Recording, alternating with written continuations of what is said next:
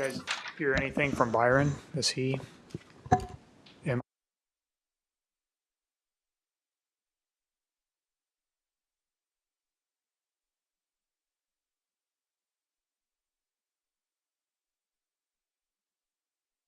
And there's a basketball game this evening that you might want to watch. Oh, watch. I was going to say, there better not be one.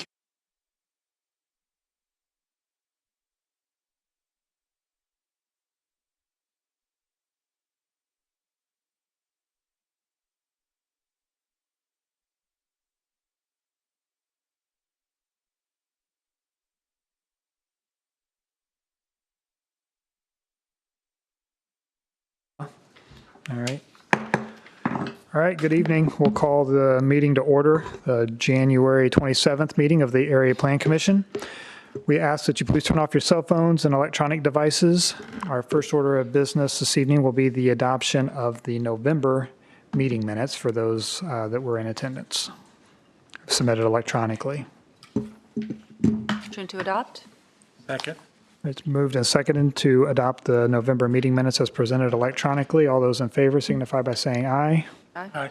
Opposed, same sign. Motion carries, and Janine would have abstained because she was not here. I wasn't here, and neither was Derek, so. Neither was I. None of you were here. 1, 2, 3, 4. Okay, we got 4 yeses. That's not enough. Not enough, yeah. That's not enough. So we'll have to table that to next month then. All right, I will advise you that all of your testimony this evening is recorded and taken under oath. We request that anyone wishing to speak do so only when called upon. You'll come up, face our attorney to my left, and be sworn in before speaking. All persons speaking will be asked to give their full name. For the record, spell your last name so that we have accurate meeting minutes, and speak directly into the microphone, if you will, so that we can get everything recorded. Kayla will give her staff report, and then the petitioner is given 10 minutes for their presentation. That is then followed by a collective 10 minutes for any remonstrators. We offer 5 minutes for government officials to speak for or against, and then we then offer a final 5 minutes for the petitioner's rebuttal. Our attorney will give each speaking party a 2-minute and a 1-minute warning as time is expiring. We ask that all persons conduct themselves in a civil manner, and if you can't do that, we reserve the right to ask you to leave. This meeting is being recorded and streamed for public viewing. By participating, you acknowledge that your image, voice, and comments may be captured and made publicly available. This meeting has been properly noticed in accordance with Indiana Code 514 1.5. All right, this evening we're missing 2 members. Renee Oldham and Byron Holden are not in attendance. And then we are welcoming 1 member back after 10 years.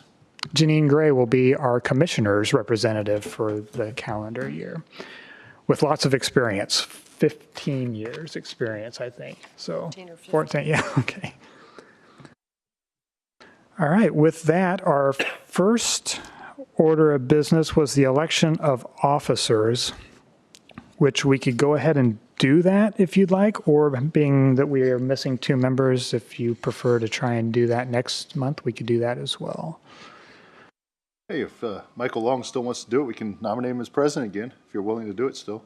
Got 2 other positions to go, so. Can we go ahead with a nomination for president and then hold on the other 2, being that one of the 2 is currently seated is missing? Would that be Okay. acceptable? All right, well, we can open the floor for nominations for president. Nominate Michael Long as president. Second? All right, moving and seconded to elect Michael Long as president for 2026. All those in favor signify by saying aye. Aye. Opposed, same sign. And then you want to table vice president and secretary, or should we go ahead with that? You guys, anybody interested in, what was Renee, secretary? Renee's secretary. And we didn't have a vice president, did we? So Tyler was Tyler until he was. stepped off. let's see if we've got any nominations for vice president, then we can knock that out. Anyone want to nominate anybody? Maybe somebody that's got some experience. No, I don't want to do it. Nobody? Would Derek like to do it? I don't, it doesn't matter. I can do it. Not hard. All right, motion to nominate Derek Toll for vice president. I second it. Any other nominations? I move to close the nominations. All right. Moved and seconded to elect Derek Tao as the 2026 vice president. All those in favor signify by saying aye. Aye. Opposed, same sign. And then do we have any nominations for secretary? Or do we want to hold on that? We like to nominate people that aren't here sometimes. Yeah. I'd go ahead and, I would make a motion that we nominate Renee Oldham. Renee Oldham? Second. We can do that and let her resign if she doesn't like it. So, all right. Who seconded? I do. All right. So it's been moved and seconded to elect Renee Oldham as the secretary for the Planning Commission 2026. All those in favor signify by saying aye. Aye. Opposed, same sign.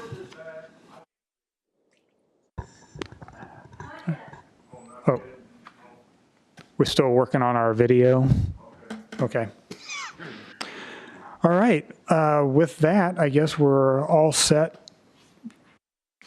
for the whole year now. So item number 2, which was the Board of Commissioners residential rezone, has been continued to February. Do we have a motion to accept that continuance? I moved to accept the continuance. Second.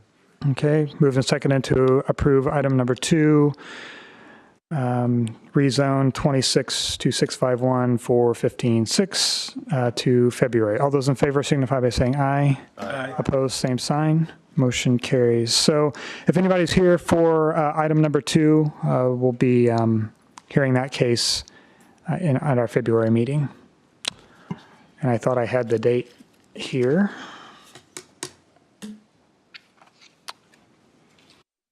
And Commission, February 24th. I have a quick update on that. Oh, okay, too. go ahead. Yeah, that's anybody here for the 9-Star Park or the property located at 336 South 300 West. That is a rezone in Sugar Creek Township from R1.0 residential to institutional for Parks and Rec purposes. That is being continued, like Mike said, due to improper notice. I do have a handout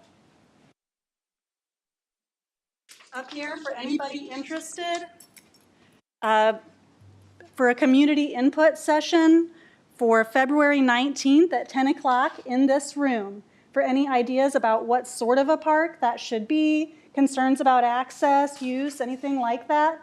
Please take one of these pamphlets with you, and we hope to see you back here on February 19th.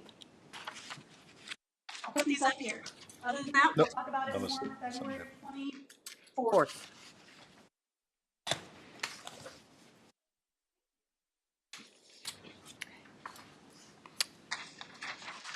Serious stuff. Oh, I didn't know you was handing them out. Thank you.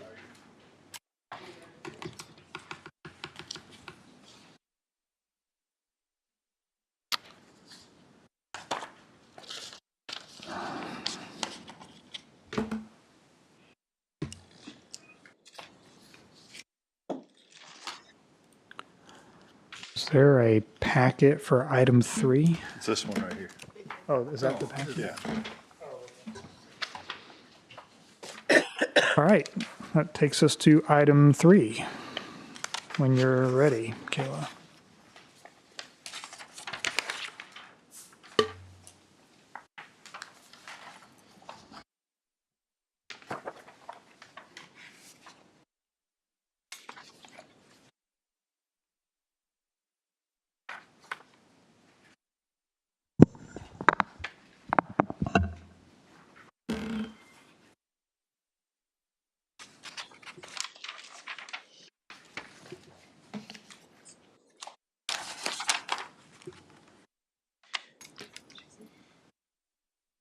All right, as you guys might recall, in the, let's see, this was back in October of 2024, a rezone for Outback Storage from our 1.0 to industrial light came before this board and was given a favorable recommendation to the Board of Commissioners, who passed it in January of 2025, Ordinance 2025-1A. The intended use was for outdoor boat and RV storage. It was also a special exception, so it went to the Board of Zoning Appeals and received an approval with conditions in February of 2025. One of the conditions of that rezone was that the only use that is permitted is boat and RV storage outdoor, as listed in Chapter 156.021 of the Hancock County Land Use Matrix. Boat RV storage outdoor requires a special exception approval from the Board of Zoning Appeals. If a certificate of occupancy has not been issued by October 22nd, 2025, the property zoning shall revert to R1.0. This deadline was not met, and that's why we're back here. So we're having a public hearing so that this board can give a recommendation once again on whether or not the property should revert back to R1.0 zoning or if it should remain IL zoning. This is a timeline that shows when the rezone was adopted, when the BZA petition was filed, when a development plan was submitted for tech review, and the whole timeline of this property up to 11/12/25, when I notified the petitioner that we had to bring this back before the Plan Commission and Board of Commissioners due to zoning. I was reviewing the application for the permit at that time for the project. So I'll give you a minute to read through that timeline, and if you have any questions, just ask me, and when you're ready, I can move on. I have a question from before. I made the motion for us to pass. I did not, when I made the motion, I did not state if a certificate of occupancy has been issued by, mine was the BZ, as long as it went through the BZA within a year. It then went to the commissioners, who I think changed it looks like, because that's in the ordinance. Can you tell me more about how that went down? I know Janine's here, but because I don't understand how, I mean, I understand they can change anything from what we do, and that's up to them, but I just was curious how that went down because we did not set that deadline. I don't recall the commissioner setting that deadline. But, you know, I mean, anything. it's been a year. It's been a year. I know, I had to go back and read it, and then I went and read the notes, and I made, because I've never used the word certificate of occupancy in any motion I've made here in the 3 years I've been doing this, so I knew I didn't say it, so I was like, that's weird, I would never say that.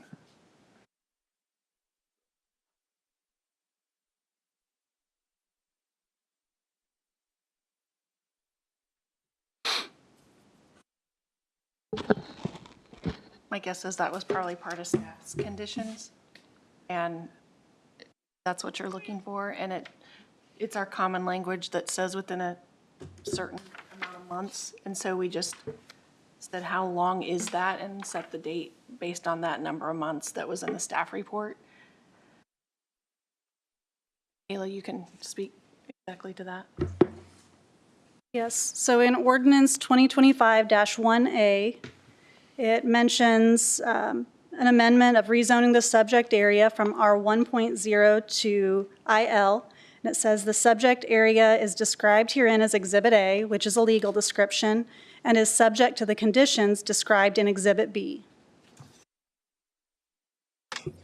And Exhibit B is this right here. It shows those three conditions. First, that, it says that the proposal to rezone 2.25 acres from R1 to IL received a favorable recommendation subject to the following conditions. An 8-foot privacy fence must be installed around the perimeter of the site in conformance with the zoning ordinance. The only use that is permitted is boat and RV storage, and that certificate of occupancy date of October 22nd, 2025, like I just mentioned. And number 3, a development plan review is required in conformance with Chapter 156.107. So yeah, that was Exhibit B to the zoning ordinance. We could certainly look back at the minutes of the Plan Commission and Board of Commissioners meeting if we need more detail. Well, I mean, it's going to affect how I would vote. Because if the commissioners made the move, I don't want to interfere with the commissioner's decision. Versus if it's something we said, then yeah, I would have a different vote for that. The only thing I remember about that particular commissioners meeting is that we had made comment on the improvements of how everything aesthetically looked out there. That is what I do recall. But I do recall the fence, but I do not recall changing it back to R1. So the sequence, though, this would have been a special exception, which is under the jurisdiction of the BZA. So the BZA would impose that, and typically, I don't know that we would have had power to revert. I don't know if there's a reversion that we could have imposed with the certificate. It's typical language we would have at BZA, but I don't know the reversion would be within our jurisdiction. Yeah. Would not. Unless that was in staff recommendations. Yeah, it might have been, because I mean, I'm reading the minutes now from October, and it says, and it's off my motion, so 2, IL zoning only to be used for RV/boat storage outdoor with BZA approval within 1 year, comma, or zoning reverts to R 1.0, comma. Striking all other permitted and special exception uses. So it doesn't mention any staff conditions. Usually I will read the staff conditions, but I don't recall if I did or not, that, that 1 year ago. Pull the staff report. We can also pull the certification from the BZA. Do you have that with you right now? So that is where we'll find that, I believe. Yeah, because I'm assuming that this somehow made its way into the certification letter.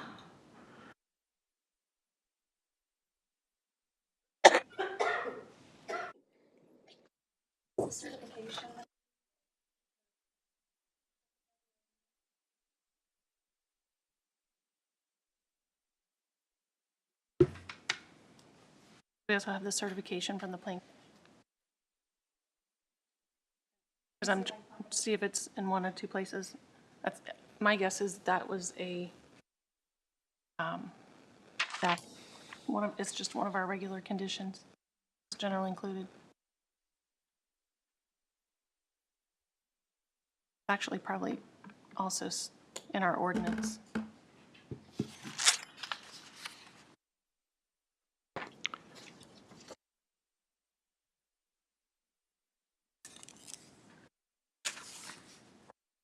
So the variance had a condition for a building permit within 12 months.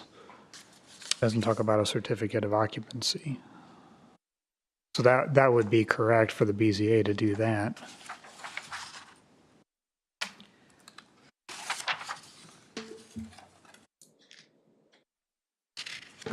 Did you want to see that, Scott? I'm good. You read it. And Kayla, during your presentation, you said something to the effect, and I just want to be clear, that you were still reviewing the certificate, or reviewing the building plans? Is that right? Yes, the point at which an issue at my desk is when the building permit application, which was filed on September 18th, 2025, hit my desk, which was on November 6th, 12th, somewhere in there. So this went to, in that timeline, has that explained as well. So this went to, permit application was received on 9/18/25. The deadline to receive a certificate of occupancy, which is what you get after we issue you a permit, you've done everything on the permit, and then we go out and issue you a certificate of occupancy at the point of your final inspection. So on 10/28, a drainage permit was issued by the surveyor. So this spent 9/18 to 10/28 in the surveyor's office working on drainage review. Then it came to the building department desk and got its approval from the building department on 11/6. On 11/12, I notified the petitioner about the expired zoning. I guess my question is then, if it hasn't passed everything, that was a short deadline, and could it not be, I mean, did he have an opportunity? Did there was a delay? What was the cause of that being such a, making that so tight to where the deadline was missed? Yeah, if you look at the timeline too, this spent a couple months at tech. There was some time spent at the technical committee where the department heads review comments on the site plan and other aspects, looking at how this site plan and the permit application is or isn't applicable and in line with our rules and regulations. And there were a lot of questions. So this got continued for a couple of months. 6/26. And that's where it got held up for a couple of months. Does that make sense? There's some additional history, I think, in the past as well, where the original application was under a different zoning. Yes. And the only thing we're seeing here is under the current zoning. There's a bunch of history before this, and then they reapplied under the 1-year period. Yes. Yeah, so there was a change in zoning before this. Yeah, the first time they applied for zoning, it was denied under IBP. So when this zoning was adopted in 1/7, he had to have, or I say he, but the petitioner had to have everything done by October 22nd. Wow. And it had to go through all of those conditions to get to that point before then, so you could issue that. I mean, to me, that seems like there's been other delays that may not be completely the petitioner's fault, but yet, I'm surprised that it's that quick of a turnaround to revert back in less than a year to do that. Unless I'm missing something, I mean, someone please help me with that, but that just seems like an awfully short timeline. That's just my 2 cents. There were still approvals from drainage, building, and planning. Just from drainage, from the surveyors and the building department, there was approvals after that, so. Because my office is the one that checks back on any BZA and Plan Commission conditions that are associated with the rezone or special exception.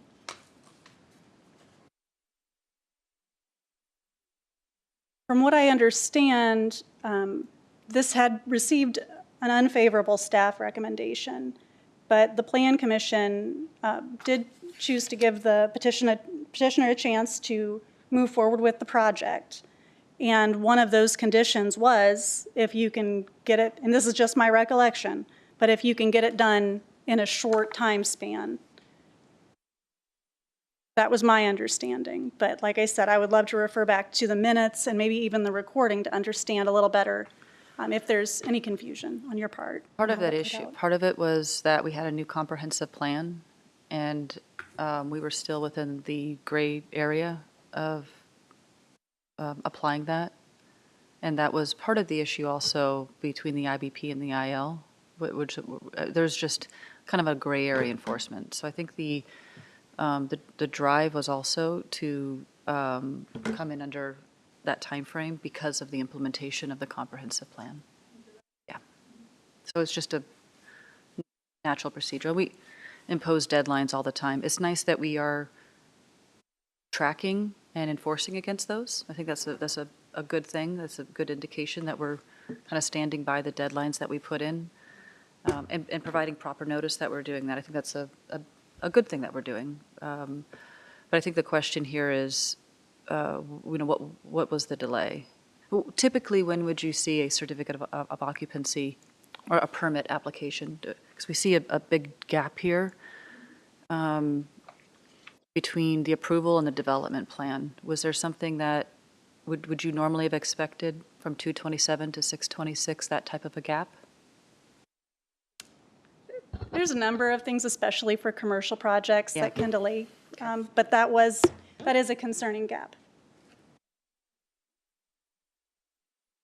We'd let the petitioner speak, but I'm not sure if they fully understood everything that had to happen after the fact, that they came here and maybe thought that that's all they had to do. So there was a 4-month waiting period when all these other things have to start to play in with tech committee and everything else. So there was kind of a, I think maybe a period of time where there was no action, according to my notes. Now, just moving forward so I can leap through the rest of my presentation. And I just we had Dennis, our code enforcement inspector, go out and take a couple fresh photos of the site. So you can see the house has been remodeled really nicely. It looks great. They did go ahead and install the gate and the fencing to the lot, but it is not being used, so it is not in violation as far as land use goes. So we just went out and looked at it. This was just the zoning map showing zoning in the area, what it was at the time that we rezoned it. Some area photos. I did update my paths moving forward. So tonight, and what we're considering at this point, is a favorable recommendation would mean favorable to a recommendation to the BOC to revert the zoning back to R1. That's what favorable means. There's no recommendation, of course, and there's an unfavorable recommendation, which would be to keep the zoning IL zoning. So those are your paths forward. Of course, you can attach conditions to this recommendation, which could include things like development plan review required and prohibiting inappropriate uses. Like last time, it was anything except for boat and RV storage. So I'm going to go ahead. I think there wasn't much else. Kayla, I just want to raise one Yeah. thing because in the BZA condition, it says the petitioner shall seek and obtain an ILP prior to site development. And clearly there's been site development. We've had a fence, we've had the lot gravelled and ready. So I think this board needs to take that into consideration. There's clearly been site development without a permit.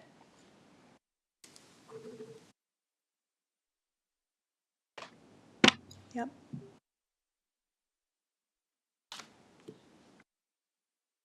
So there are some, I've put in my recommendation from the original, my original staff recommendation, which was unfavorable due to the inappropriate uses that are generally permitted as part of the IL zoning district and other vision for the area, like Lacey mentioned, in the comprehensive plan.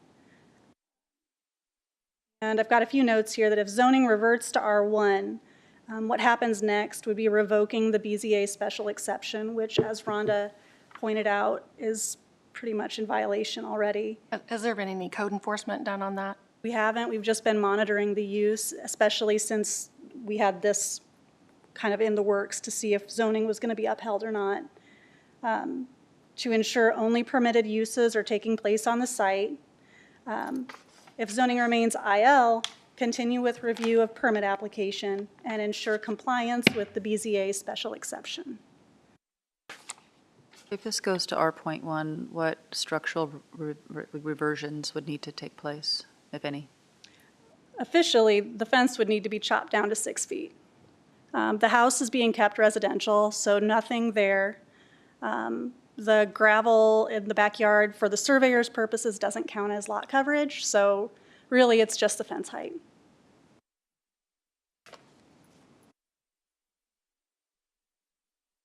That's what I've got. If you guys have any questions for me. So I think if I'm understanding, maybe I didn't follow everything, but the special exception is technically in violation as of today, based on this evidence. And we don't know 100% whether or not the zoning is really set to revert because we don't have record that the certificate of occupancy was actually required. Typically, a certificate of occupancy is required when they receive or pass their final inspection. So after I approve this and they complete everything that is in these plans, I go back and review, make sure the landscaping's in, the fence is in, all of this stuff. And then check off on that final inspection, which issues their certificate of occupancy. It's not quite as clean cut as when there's like, say, a new single-family home built and the inspector goes out and is like, yes, you may occupy a new house. But in our case, it's when you pass everything in the zoning conditions and the special exception, then we go out and say, yes, they have indeed planted all the trees and shrubs they said they were going to plant. The fence is up. Everything else has been reviewed. And then we issue our okay to issue that final certificate of occupancy. So it's permit and then certificate of occupancy. And if you're in the middle of winter with 12 inches of snow on the ground and it's freezing outside, do you still approve it or do you have to wait till spring? We issue a temporary certificate of occupancy, especially for outdoor things like landscaping. Okay. Yeah, but I guess I just wanted to be sure, though, what our actual zoning certification said, because the minutes aren't proving that we ever had that condition that we're standing on here of the certificate of occupancy being required for the zoning to remain. I have that written. Oh, I'll you try to do? find I cut and paste part of it. It says the proposal to rezone 2.25 acres in R1 residential to IL received a favorable recommendation. This must be from the minutes, perhaps. Number 2 is the only use that is permitted is boat, RV storage outdoor as listed in Chapter 156.021 of the Hancock County Land Use Matrix. Requires special exception approval from the Board of Zoning Appeals. If a certificate of occupancy has not been issued by October 22nd, 2025, the property's zoning shall revert to R1, 1.0. So are you wanting to see the actual certification? That's what you were reading from, the certification? I'm or from? reading from a clip net, could have come from the minutes, but let me see if I can find the certification. We can pull that in. Yeah. Kayla, I know you probably have that too. And while she's doing that, resolving this issue with the special exception,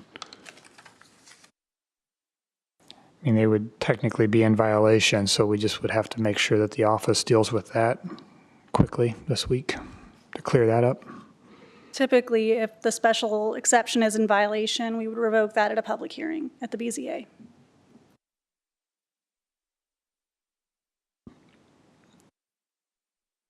But they could resolve it if they get their ILP approved here this week, right? That's what you're working on now. That's what I'm Yeah. working on now. BZA is tied to the permit, not the occupancy? The BZA certification was just that they needed an ILP prior to doing any site work. Got it. The ILP is not done yet, and the site work is done. So, or some site work is done.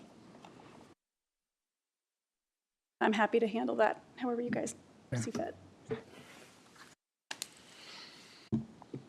I have a copy of the ordinance, but it's not the executed version. It's the one before it was executed. It was on January 7th, 2025. If you could find that one. So it could have been the commissioners that put that in. It's just in the ordinance. We'll have a certification that would give all that to the commissioners. She may have to go pull it from the file, but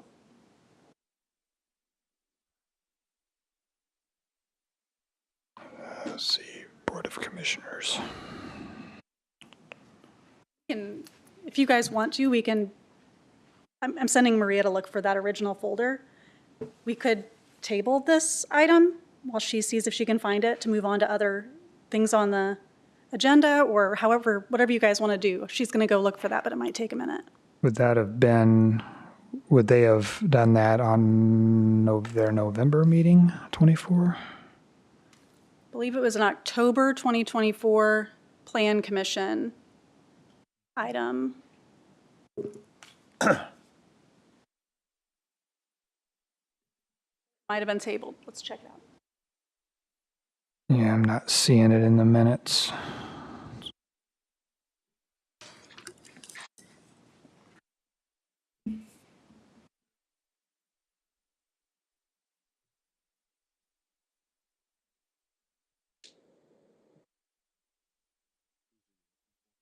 I was looking for the Board of Commissioners meeting minutes I'm on November 4th. It ultimately appeared in the January 2025 Board of Commissioners meeting.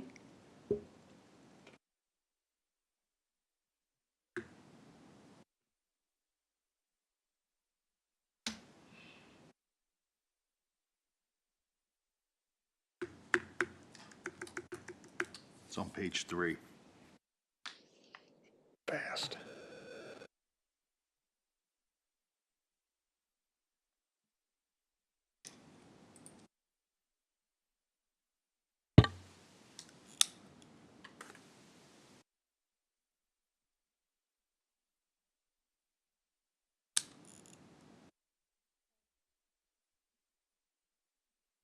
Tells you who voted for what, Yeah, there's, it was 2-1. yeah. Okay. All right, well, you have a motion to table this, and we'll come back to it when she gets that file out for us. So moved. Second. All right, been moved and seconded to table item number 2, Outback Storage rezone, until further study this evening. All those in favor signify by saying aye. Aye. All right, we'll move on to item 4, which is a major subdivision primary plat. And what we do with major subdivisions and primary plats is those are approvals here at the Planning Commission.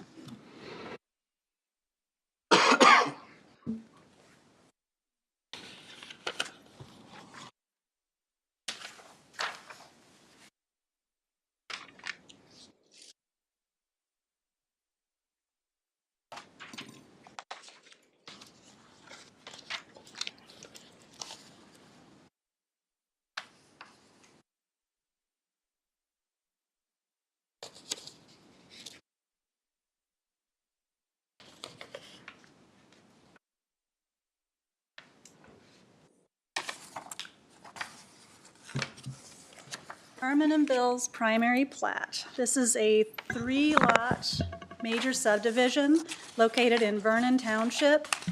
It is at the corner of State Road 234 and North 300 West, just a mile to the west of Mount Vernon Schools.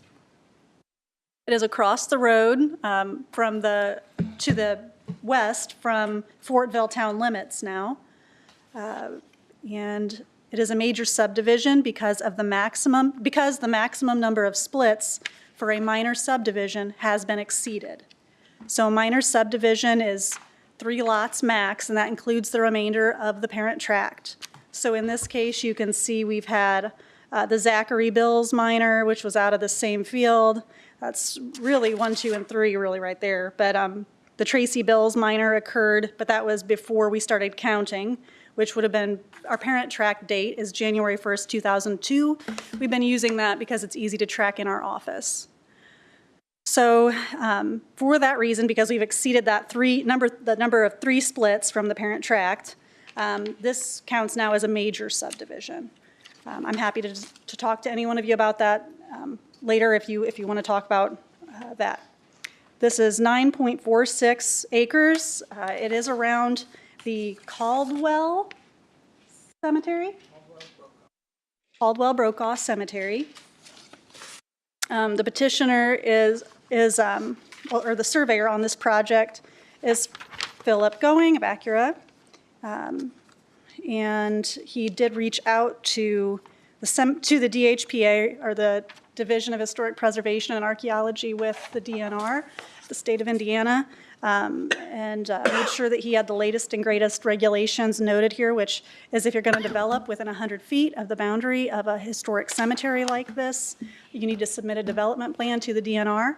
So a note is going to live on this plat stating, don't mess within 100 feet of this cemetery, because we don't know for sure that this is actually the accurate outline of it. That's what that's there for. All right, and so we've got 3 lots here, lots 1, 2, and 3. All driveways are going to be off of 300 West. There is a pretty good right-of-way dedication of 70 feet off of both State Road 234 and 300 West, as that 300 West is viewed as a major arterial. with the plans to add turn lanes off of that as that area develops. So right-of-way dedication in this area is important. Mr. Going worked with Gary Poole to limit the number of driveways to 2. You can see we've got one shared driveway between Lot 2 and 3 before it splits into 2. The plat will include a shared driveway agreement and easement. Thank you. The at-tech committee and all comments have been addressed. Mr. Going worked with the survey department to make sure that all drainage tiles noted on this plat and easements were located. So we know for sure that's where those outlets meet up, that's where they're located, and we still have good locations for septic, fields, and houses and driveways. Okay. So as this is the primary plat, we're kind of just looking at that overall layout. Does this make sense or not? And then based on those comments, Mr. Going will prepare a secondary plat, which will then come back to my office and be approved by both technical committee and then within my office administratively. I expect that it will look almost identical to what is here in front of you today. We did have some comments from one neighbor about wondering where the location of her well was, Ms. Klein. I will let her talk more about that as she's here tonight.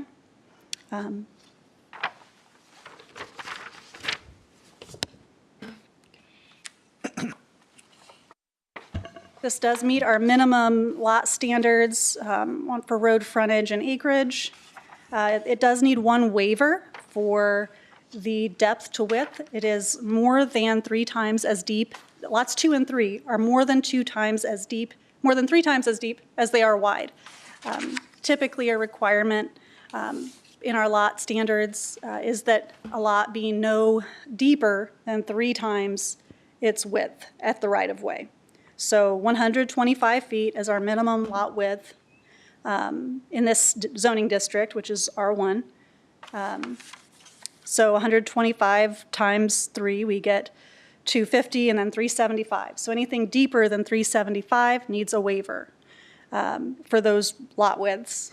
And because we have to use up the remainder of the parent tract, given this arrangement of lots on this remainder of the parent tract, there's long, skinny lots. So that's why a waiver is required of you guys. There's not really a good alternative that I could find to suggest to Mr. Going, but I'm open to suggestions. And with that all said, my staff recommendation is favorable, given that Mr. Going has already agreed to add the access easement and shared driveway maintenance agreement on the secondary plat. Is that the same easement that would address the secondary septic? That can't, or is that waived at this time from technical committee? Look on the, let's see, one of the sheets in your staff report, it shows that Mr. Going has already addressed the secondary septic locations on each lot. Thank you.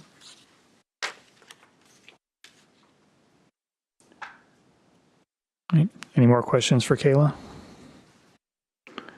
All right, we can have the petitioner come up.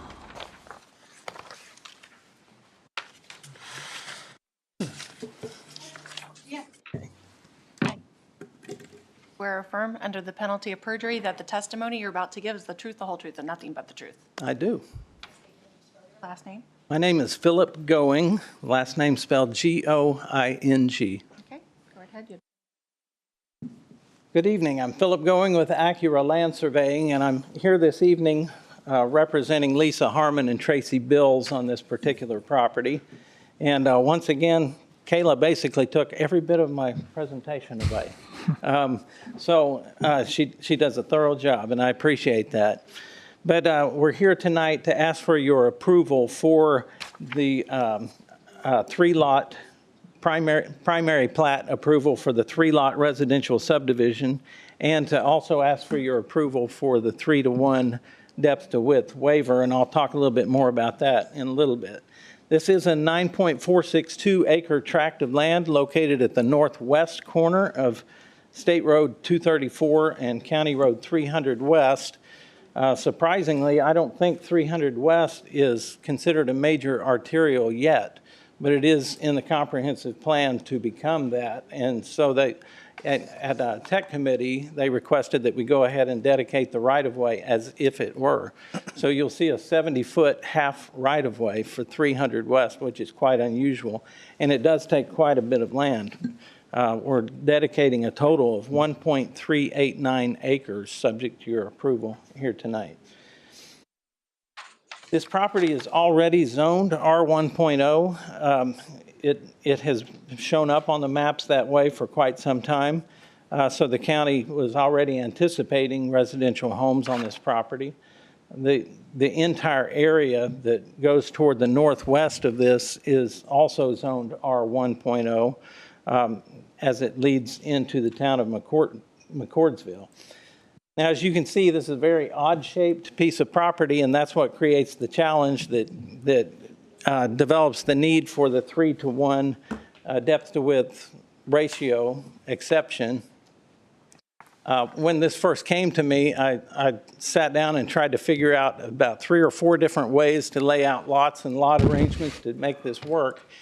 And some of those ways would either have to require a variance from the BZA for road frontage or things of that nature. We have significant amount of land to accomplish the 3 lots, but that odd shape just gives us the challenge.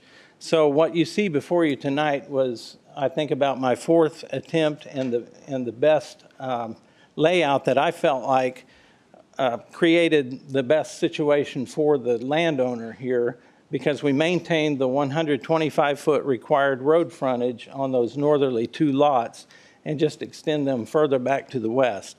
Now, on those 2 lots, the further you go west, the land rises and becomes higher, and it's actually the better land to build on anyway. There was a different plan that was filed, and it got changed, so I'm not sure what you're looking at. Did they have a copy of the updated one? And I wanted to explain a little bit about the reason for that update. Chad Kokenauer, the county surveyor, started asking questions related to the tile because the Bill's minor subdivision had run a tile kind of right through the middle of this property and connected up to another tile that runs north and south.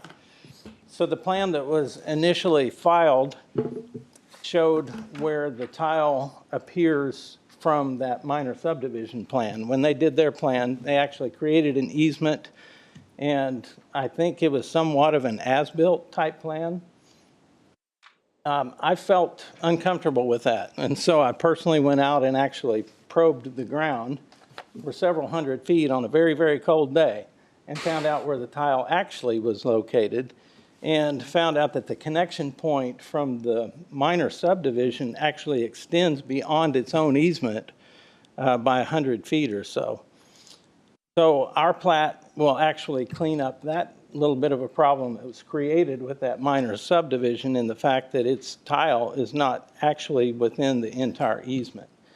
So you'll see on the plat kind of an odd arrangement of easement for that, and that's what we're doing. We're creating new easement to cover and protect the tile that services the 2 minor subdivision lots to the west.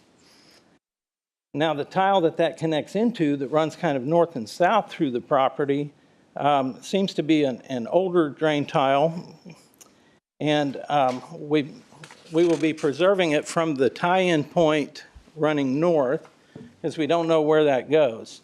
But Chad Kokenauer requested that from that tie-in point to the south that we replace that with a new 10-inch tile.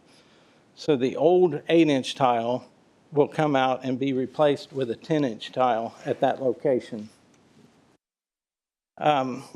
So based on all of those issues that we feel like we've already worked through with all of the department heads and the tech committee, I respectfully ask for your approval tonight. We feel like this is the highest and best use for this particular land, and I'll be happy to answer any questions that you may want to throw my way. Sometimes when something is in close proximity to something like Fortville, we ask if you've spoken with or coordinated with Adam or anyone there. I have not spoken with Adam related to that. Did look at the location of their current sewer and water system.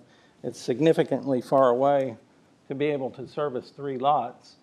And the property that's directly across the road from here that I think was fairly recently annexed into Fortville is actually about 2/3 of that property is in floodplain, and there would be a ditch crossing. So it would be an exceedingly expensive thing to run sewer and water for these 3 lots, especially when they're not even annexed at this time. So I actually put, I think, most of that in the feasibility report that should have been attached to the project. But we're not annexed into Fortville, and their sewer and water is nowhere near at this time. Are these custom homes going in? I would assume so, yes. Any more questions for Philip? None? All right, thank you. Do we have anybody here this evening that would like to speak in opposition to this plat? I would, please. Come on up.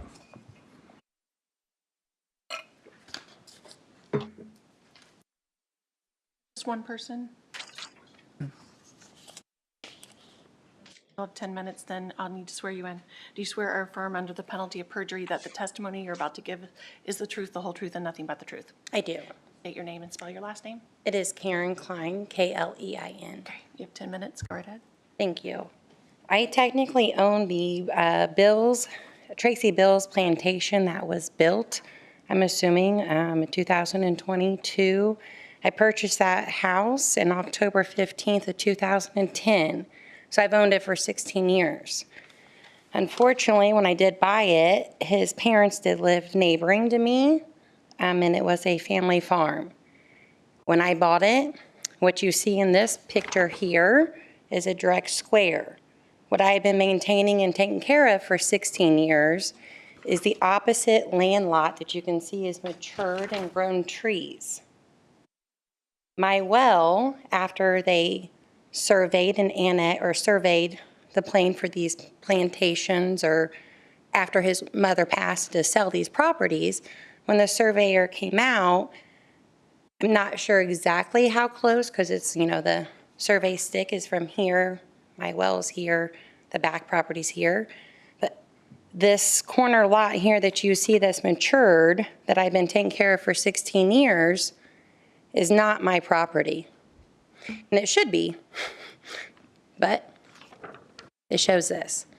So I believe my well and my property power needs to be in question for the subdivision / plantation to be built. Also, if you're standing at my house, if you're holding out your arms, it's like this far away.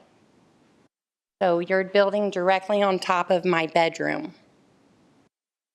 And so I do commission and want to ask, especially about the easement. In this picture here, these are my trees on my property that I've been maintaining. And this is my property line that I have been maintaining. This would be coming down to that circle area. And that is no fault to anybody besides he was taking care of, gave more land than he was given. And I have continued to take care of it. Now the question is where my well and property line sits that he installed, because I bought this property off the original builder, which is now in the plantation or 3 partials of question.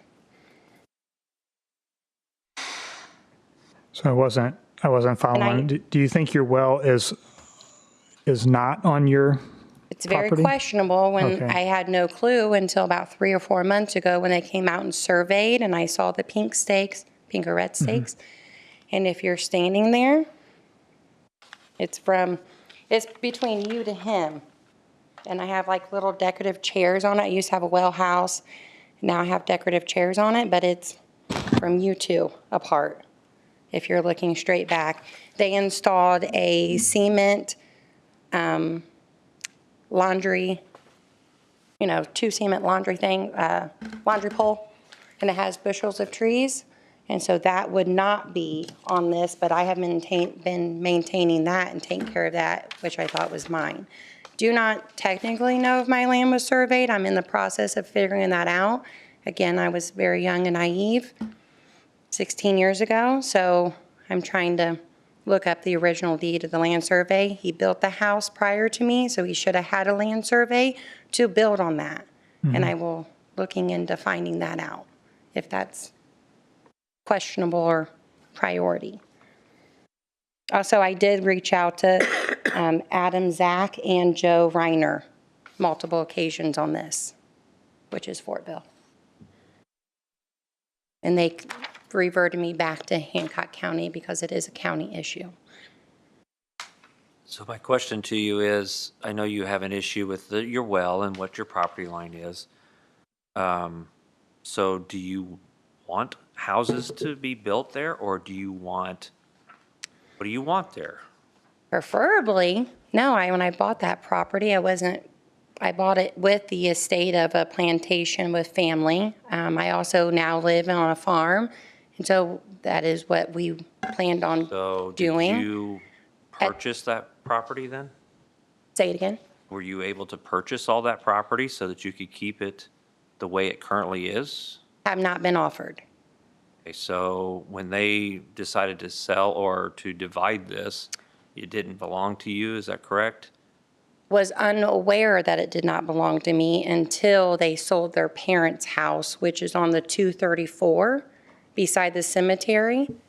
And then that is when I learned, when they did the survey to do the 3 lots, is when I actually saw the survey stakes, and that's when I started calling and asking questions of why. If it's zoned residential R1, would you expect houses to be built on that vacant property or that agricultural land at some point? If they are built there, I am open to that. However, my stipulation would be to make sure that when my house was built and I purchased it, that my property and well and power was on my property, which was my understanding for the last 16 years. So if they did build, I'm not opposed to that, prefer not. But if they choose to do land development, that's absolutely fine. I would just want to make sure that my property would still be maintainable. And without my well on my property, then you'd have to do, I don't know, I've been told a lot of things, but. The property, I guess, south of you is also appears to be agriculture.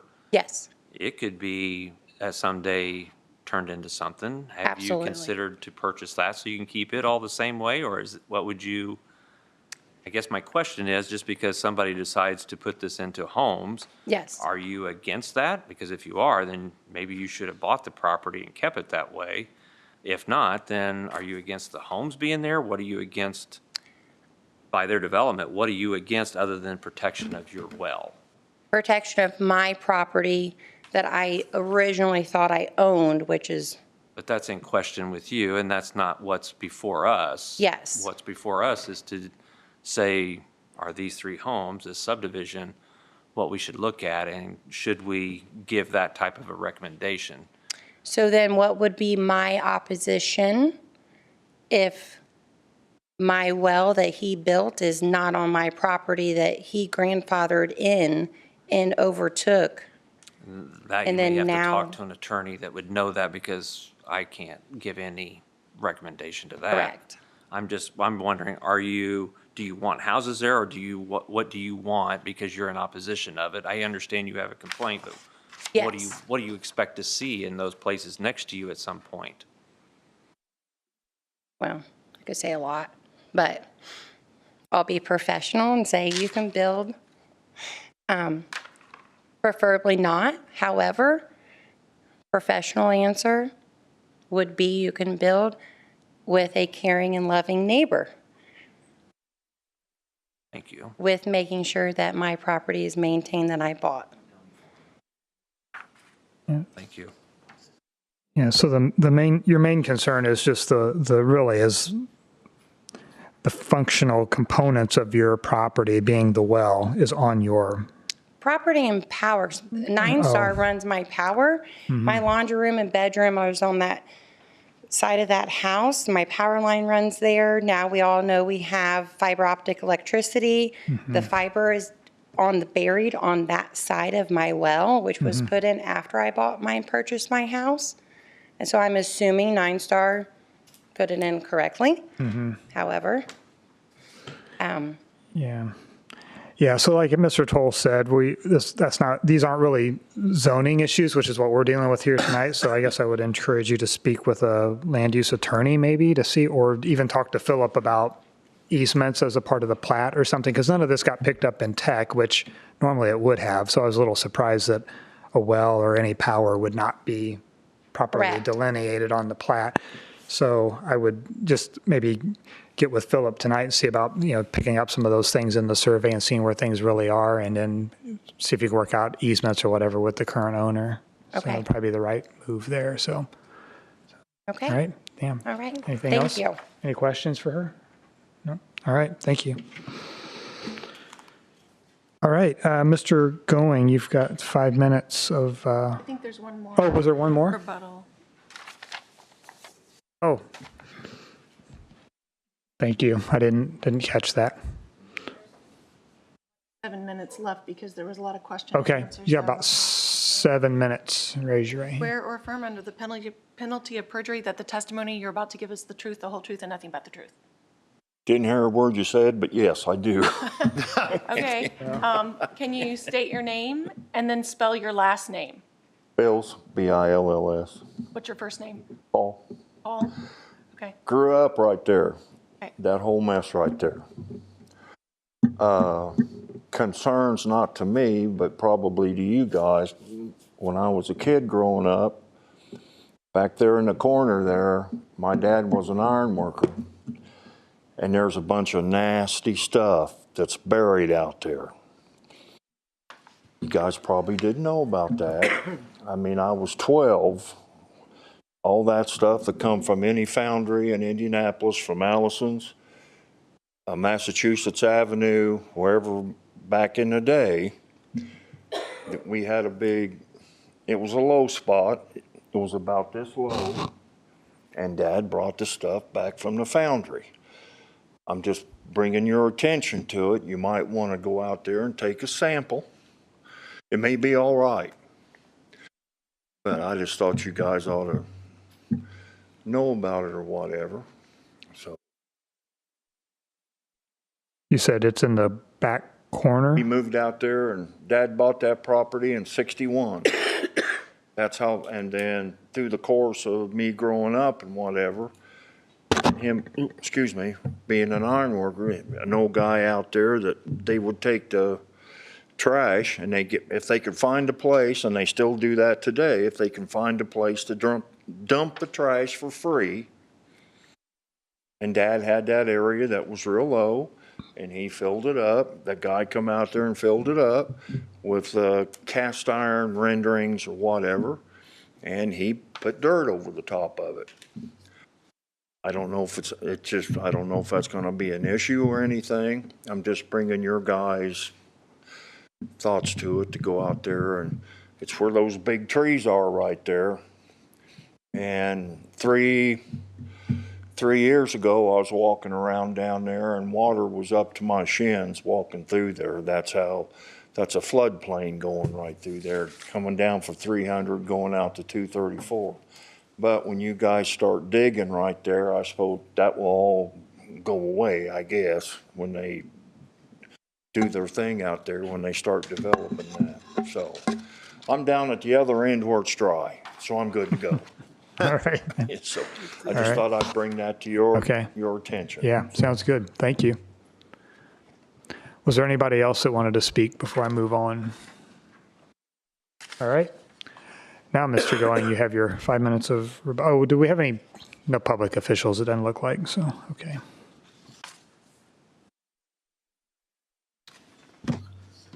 Thank you.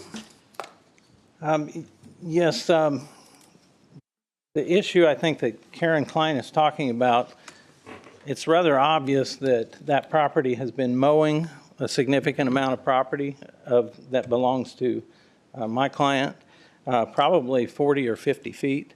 It does extend beyond those trees. If you were driving down the road, you would think that those trees and that lawn belonged with this property. Now, the pink stakes that she's talking about were not set by me. They were set by another surveyor. I think it was Core Consulting out of Knightstown, if I'm not mistaken, that set those. And I actually physically shot those pins and agreed with them with the property deeds within about 1/10 of a foot. So that is two surveyors' opinions that you have right here from this county that have agreed on the exact same place for that actual property line based on the deed descriptions. We don't just look at the deed for our property, we also look at every deed that touches our property and how it affects it. There's no deed overlap, there's no deed gap. It's simply a case that somebody is using more than they're supposed to. I personally walked nearly every inch of that property. You can see topo shots on the topo. I took that topo myself, which means that I walked a significant grid. I even walked through that portion. I did not see any evidence of a well. I didn't see any evidence of power lines or anything like that. Of course, I can't see underground. The tile that you see that we located that runs north and south, I probed that all the way up almost to her property line, even into that grassy area. I do believe that that tile probably crosses onto her property and maybe even passes through it to the farm that's to the north. I think what I would offer here tonight on her behalf, I just think it would be prudent if she's willing to call like 811, the IUPPS number, to have underground locates marked, then I'm willing to go out and survey those markings.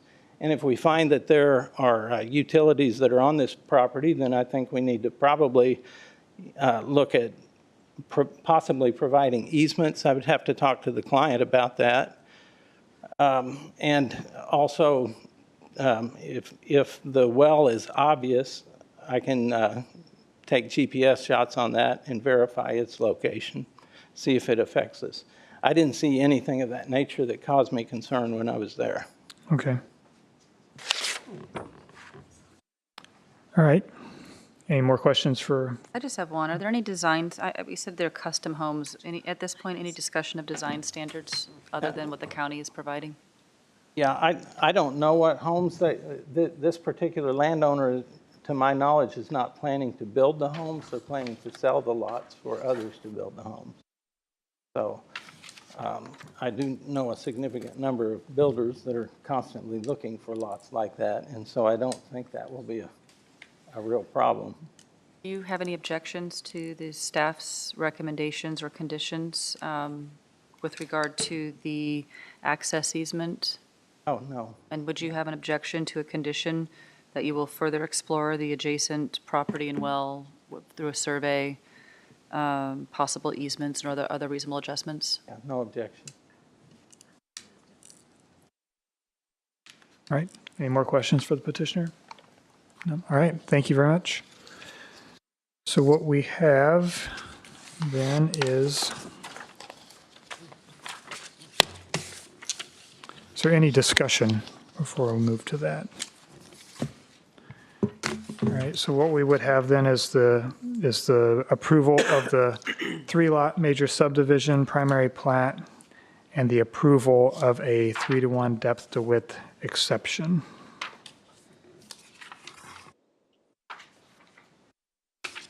No commissioner's involvement. I'm going to do that in two separate. Probably would be good, yeah. We could probably start with the, well, we'll need the exception to approve the plat. So.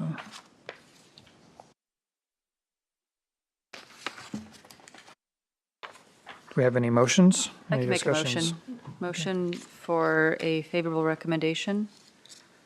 It would be Or- it'd be an approval. Oh, approval. Approval for the 3-lot major subdivision and primary plat with staff conditions, adding a condition that the applicant will work through the adjacent property, power, and well location through survey, and if needed, easements or reasonable adjustments as approved by the planning director. Second. All right, it's been moved and seconded to approve the primary plat based on staff conditions and stated condition for additional survey. All those in favor? Well, I'm sorry, Dawn, when you're ready, do a roll call on that. Yes. Mr. Hester? Yes. Yes. Yes. French? Yes. Yes. Mr. Fowler? Yes.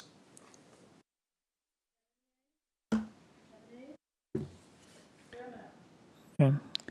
So that motion carries, and then we'd need to address the 3-to-1 depth to width exception as well. Can make that, if you're okay with that. The motion to approve the 31 depth to width exception, ensuring that the conditions from the prior approval carry with a 3-to-1 depth exception as well. Second. Question. All right.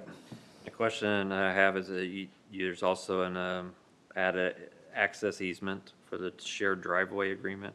Does that need to be part of that, or should it come in after? That was actually part, so I didn't read that in, but it's the staff exception or Very the good. condition. So the staff is, I should read it, add access easement and shared driveway maintenance agreement for shared drive between lots 2 and 3 on secondary plat. So that is the condition. And then I added the condition that will work with the adjacent property owner on the power and well issues. Okay, it's been moved and seconded to approve the 3-to-1 depth ratio with staff conditions, including that stated easement condition to be clarified. And we'll call the roll on that as well. Yes. Ms. Miller? Yes. Mr. Wooldridge? Yes. Ms. Gray? Yes. Mr. Long? Yes. Mr. Hester? Yes. Mr. Toll? Yes. 7-0. All right, I'll approve. Thank you.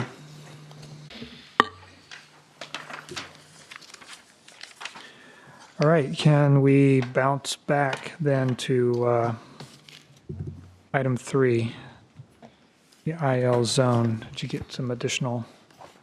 Since that was tabled, can we get a motion to move? Oh, on the yeah, table? thank you.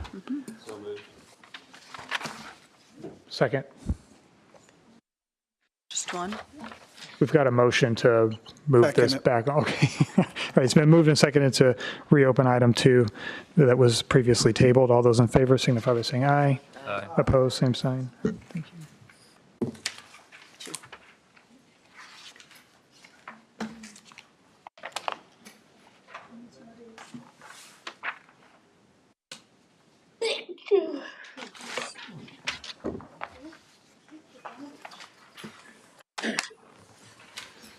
One of each.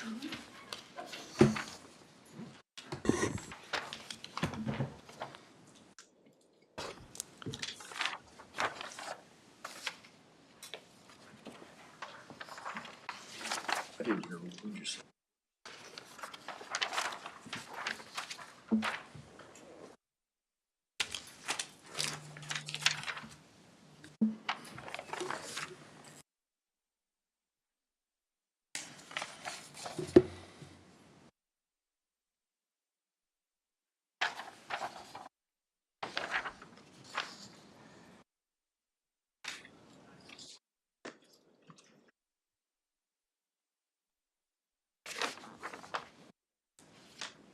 Hey, ma'am.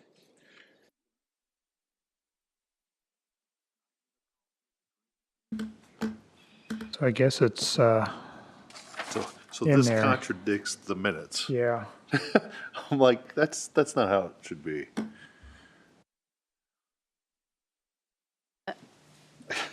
And just to confirm, there's nothing in this particular procedure that would have a certificate of occupancy expiration naturally.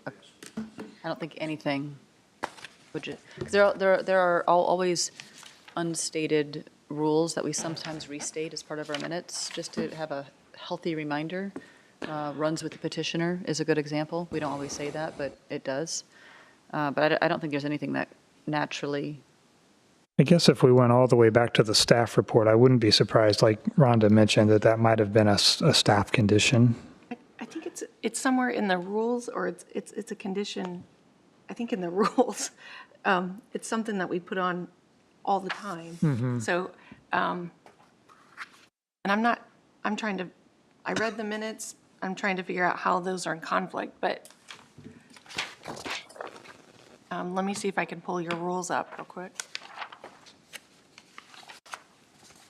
Yeah, it's not uncommon for this to be there, but Scott had a good point. It didn't match what the motion was that he made in the minutes.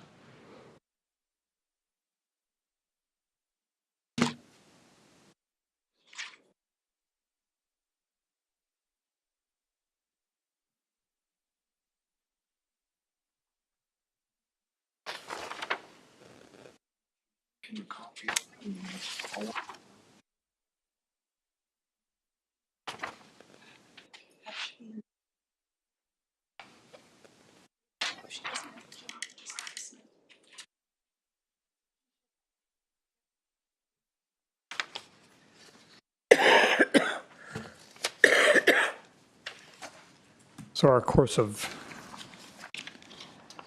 I think what we need to decide then is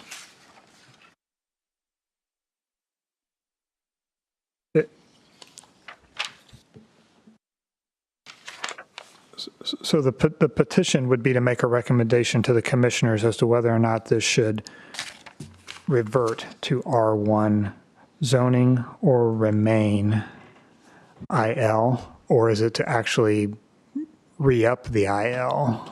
It's to remain IL. Well, it will be whatever you want it to be. But tonight, based on the zoning, the conditions for that original rezone, to give a favorable recommendation tonight would be for a R1, for it to revert to R1 zoning. If you give it an unfavorable recommendation tonight, since we as Planning Commission are basically acting as the petitioner, then that would mean it would stay zoned IL. Unfavorable means IL, favorable means R1. And that would go to the Board of Commissioners. That doesn't have to be the only option. We could say unfavorable, and we could say for a period of time, they would have to apply for and obtain the permit, and then we can correct the provisions within this certificate through a recommendation. Yeah, so it could be unfavorable with conditions, and a condition being an additional time frame for this certificate of occupancy and the permit, the ILP, right? To clean everything up. Not everything. The BZA will have an issue we have to clear up as well. Well, the BZA's issue can be resolved because they're, well, You have days. are they? It's March. Oh, it's the site development, right?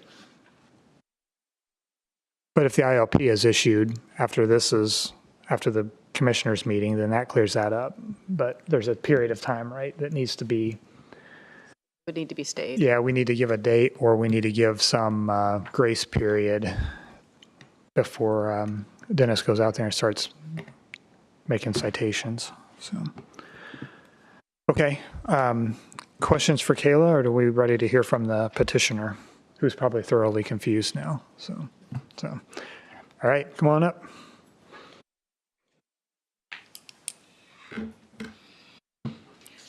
Do you swear or affirm under the penalty of perjury that the testimony you're about to give is the truth, the whole truth, and nothing but the truth?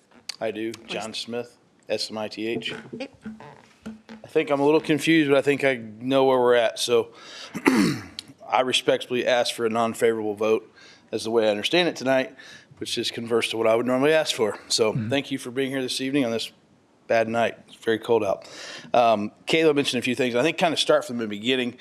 As we know, we received an 8-0 favorable recommendation, and then from the commissioners, a 3-0 favorable, and then from the BZA, a 5-0 in favor. So to back up a little bit, we talked about the proximity to the school. And maybe I'm digging too deep here, but I just want to have some clarifications because it seemed like we were 2 weeks away from permit. We did everything we could. There's delays, and I wouldn't call it delay. I would just call it takes a lot of time to get permits and get plans drawn up. So Dr. Olin and Renee who's not here this evening, was aware, and she brought it up as well, that the school gave us a letter of recommendation for the project.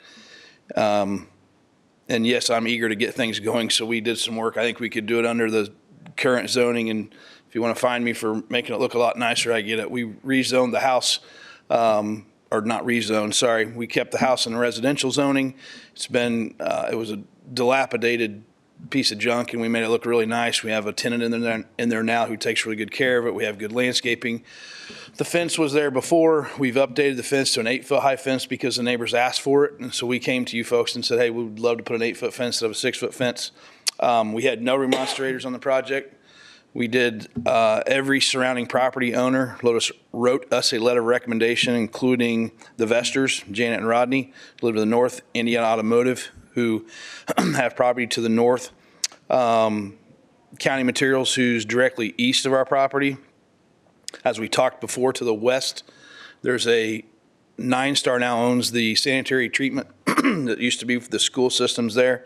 And the bus parking lot, I don't think is zoned for that, but it's there. And so really nothing's going to go to the west of us. So we're kind of surrounded in a small niche area. I saw it as an opportunity we own Maxwell Meats, Smith Projects, Apex Electric, Outback Storage to the north of that, Jackson Well Drilling. We purchased it after Tim passed, and have really been working to improve it. So we love the area. We bought the post office. We took it from a dilapidated building to a really nice building, invested a lot of money in it. So we've poured a lot of money into Maxwell, Indiana to make it look like it looks today. And so hope that carries some weight. And you can see what we've done because we're done almost. We still have more work to do there. We still have to cap the parking lot. We have to do striping. There's a few other things, but the delay was through as we call it, through the civil engineering. We used Jeff Powell, landscaping architect Michael Terry, who you all know. He had some confusions on some things. We came back and forth with Kay to get those taken care of. And so it took about 3 to 4 months to get those plans put together, which I think is pretty typical for a project. Then we went to NDOT and went through their review process. We got approval on that. We've installed the driveway per NDOT standard, just passed that. 9-Star at one of our meetings said we were okay with the current septic that was there because we were on a residential home. And then at the next meeting, we have another representative from 9-Star who was there and said, you can't have that, John. You have to have, and you should know this. And I didn't know it because we were approved at the prior meeting to have the septic. So we had to spend about $25,000, bore under State Road 9, and hook up to their sanitary, put a lift station in. We've done that for the house that's still residential, but had a commercial septic system to it now. So all those things take time. We turned our information in on September 18th, and then on the 22nd, we kind of had no control because it's in a review process. So I take a little blame to say, I feel like we should have set our time frame when we turn our information in because we have no control as to how long the entity takes to review the process. So they could take a day or 2 months. Not saying it's right or wrong, just saying I have no control over it. So in the future, I won't make that mistake. We'll say, or we'll at least try to put that condition that we say we turn our plans in. And so I asked Kayla if she could do that. And I know she's following the letter of the law and said, no, that's not how that works, John. It has to have actually an ILP. So we're not doing any building permit, but I think it's still called the same thing. It's an ILP, improved location permit, or a building permit. I asked that we don't have to go back through a development review plan. We've done that. We've met everything that's been requested or required or asked of us. And so that's monotonous. waste of your time, waste of government money to go through that process. Be glad to answer any questions you have. I think that's really all I can say at this point. I just ask that we can move this forward because we were 2 weeks away from having a permit, and obviously that's a bigger assessed value of the property than it was as a residential dilapidated piece of property. So get this thing online and start using it would be great.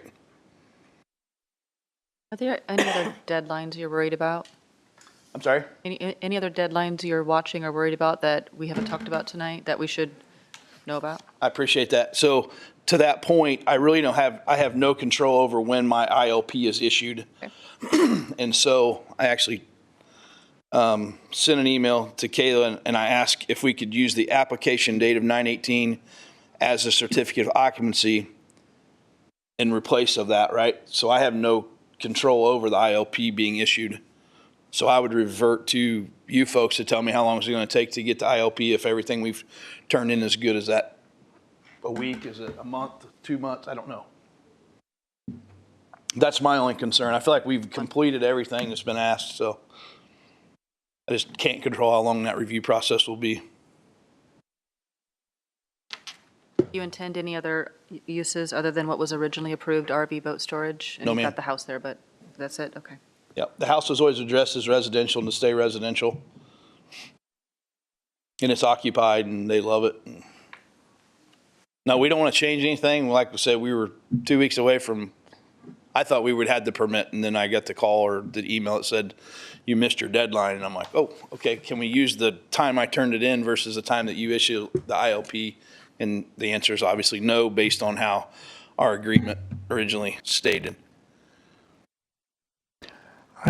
Yes, I fully understand the building department's process, but is it typical in a project like that with where it's just parking to do that much construction prior to the ILP being issued? Is that a typical thing? No. You just got to jump on it? Okay. Knew the weather was coming. I have Yeah. 110 employees in the county, and when we have an opportunity to do something, we try to keep it rolling. Okay. So Okay. we still have more work to do to the fence. And when we received a letter that said no more work to be completed, we stopped immediately. We haven't Okay. used the parking lot. We haven't put one single vehicle back there. We demobilized all our equipment. Okay. So I don't know under a residential zoning if we needed a permit other than an 8-foot fence versus a 6-foot high fence, but Yeah. we're also zoned IL at the time we did that. IL at the time, right? So, yeah, I'm thinking ahead to the BZA to make sure we clean that up, which I think gets cleaned up when the ILP is issued. So I think it'll probably be fine, but we'll have to just pay attention to that, I think. So, My understanding from what Kayla stated, you stated that we need to, assuming we have approval here, or not approval, however you want to say that, but we move forward from here, then the commissioners still need to vote on that. And if that's voted on correctly, we don't need to go to the BZA, the development. That's it. Is that correct? It's the BZA special, what was it, a special exception, does it stand Yes. if we approve it tonight? Kayla, I'm going to have to divert on. well, it would be, I think everything with the BZA gets cleaned up if the ILP is issued. That's why I can read what I received. The planning commission will move forward with the rezone from Outback to R1 as a deadline stated in the conditions not been met. There will be public notice of hearing, which we have no sooner than January 28th, at which you will have the opportunity to remonstrate against the change, which we're here tonight. And then the planning commission will make a favorable or non-favorable recommendation on the matter. We'll proceed to the commissioners for a final decision. So that's where I get that we don't need a BZA. yeah, I think that's right. I don't think we have to involve us, so. Only subject to code enforcement since the. Right, that's why I think if we had a motion for the unfavorable, I think we might want to put something in about putting them at bay for a month or something maybe, or keeping them. We'd probably want to do a couple things. We'd want to, what I'm hearing is that you would want to request that we stay any fees for the prior construction prior to the ILP being issued. I think we would perhaps want to strike the certification,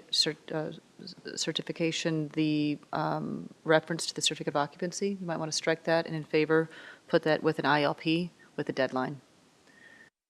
Unless that's required, Rhonda. Like this certification goes away, so you're kind of starting new again. From the rezone back to R1, then Yeah, that so I will go think to the we will- commissioners. But you could put conditions on Yeah. in case, and they may say, they may shoot that down. If you give it unfavorable here, they may say leave it as is, or don't do the rezone. I do think we would want to preserve the requirement for the 8-foot fence. We would want to preserve the requirement for the development plan review, which has already been issued, but we would want to not re-up it. But maybe we strike the certificate of occupancy and then substitute in a time frame for the ILP, which is probably, usually we do a 90-day period. We say submitted for the ILP, and then that's all No, it's obtaining. obtained? Mike, typically obtaining ILP? Yeah, I think it needs to be in hand. But I mean, we could put, I mean, it's at the finish line, it sounds like. So if we put 6 months on it or something, I think you Yeah, should be. I hope it'd be yeah. within a week or two, but yeah, Yeah. I just don't have any control over that. Right, I understand. Yeah. Yeah. Kind of where we are today.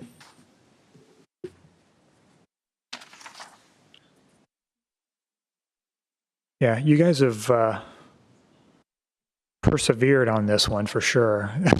I normally do, but some's harder than others, Right. unfortunately. All right. Any other questions for the petition? Oh, go ahead.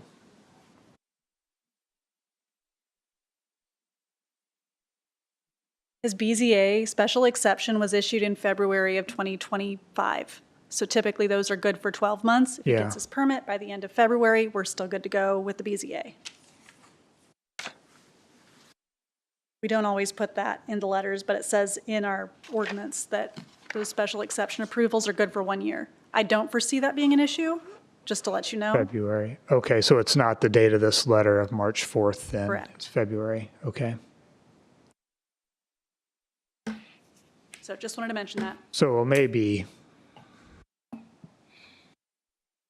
good. So, okay. Any more questions for the petitioner? All right, thank you. Thank you. Do we have anybody that wants to speak in opposition or remonstrance to a rezone to, He would have been the remonstrator. he is Because no, the the county's- remonstrator. Yeah. Do we have anybody who wants to speak in favor, which was the county, but nobody is? Anybody? No, good, all right. Then he wouldn't have any rebuttal period. These are always fun when we're backwards like this. Oh my gosh. The county has, she Yeah. has a rebuttal period. I know. Do you want to use your rebuttal period, Kayla? What about you, Maria? No? Okay. We haven't heard from Larry today either. Okay. With that, is there any discussion? I think I was listening. I think that I agreed with Lacey. We would, emotion for an unfavorable, we would want to maintain the 8-foot privacy fence and the use permitted to be the boat and RV storage only. I don't know about development plan. It sounds like that's being done, but I guess it could, if that stayed, I guess development plan's happening now, right? So I mean, it would be moot, I suppose, so. My only thought is, I'm wondering what Janine's thinking, because it looked like it passed 2-1 by the commissioners. Okay. She was one of the yeses, her and Gary, who was on here, so I'm just curious what Janine's thinking. I would send it forward to the commissioners with an I can make a motion. If you're interested. Unfavorable recommendation.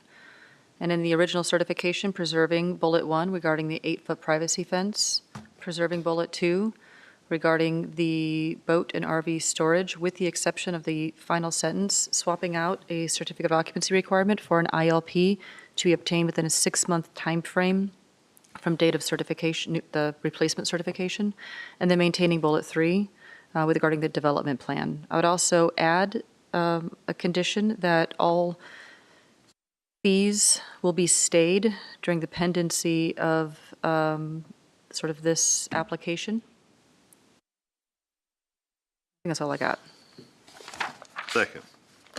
Is that fees or fines? Fees or and both? fines. Fees Fees or and fines, fines? thank you. Okay. Fees and Second on the fines. fees or fines.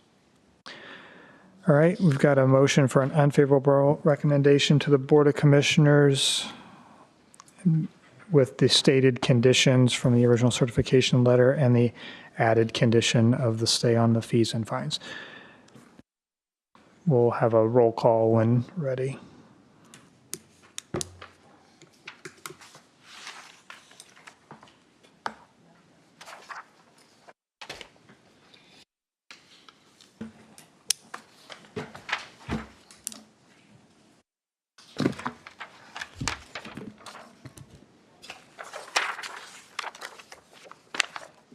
Whenever you're ready, roll call. Yep. Yes. Yes. Mr. Long, Yes. Ms. Gray. Aldridge, Yes. Willard, Yes. Mr. Fowl. Yes. 7-0. All right, all approved. When's the commissioner meeting? Do you know what the date is on that? Okay. It's probably online. Yeah, do you have a question? Yes. Okay, yeah, come on. Yeah, Commissioner meeting be before February 28th? Okay. yeah. It's probably going to be the first. It's or either the 3rd or the 17th. Yeah, first or the third February. Tuesday. But you can call the auditor's office or Yeah. check with Kate. Thought we might address it tonight if it was after the February 28th, so we. All right. All right, all right, thank you. Thank you. All right, that concludes our hearing items tonight. So that move us down to other business. And we have the fee schedule to take a look at.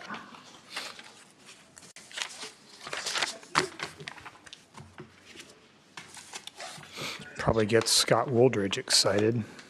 Jeez, yeah, man.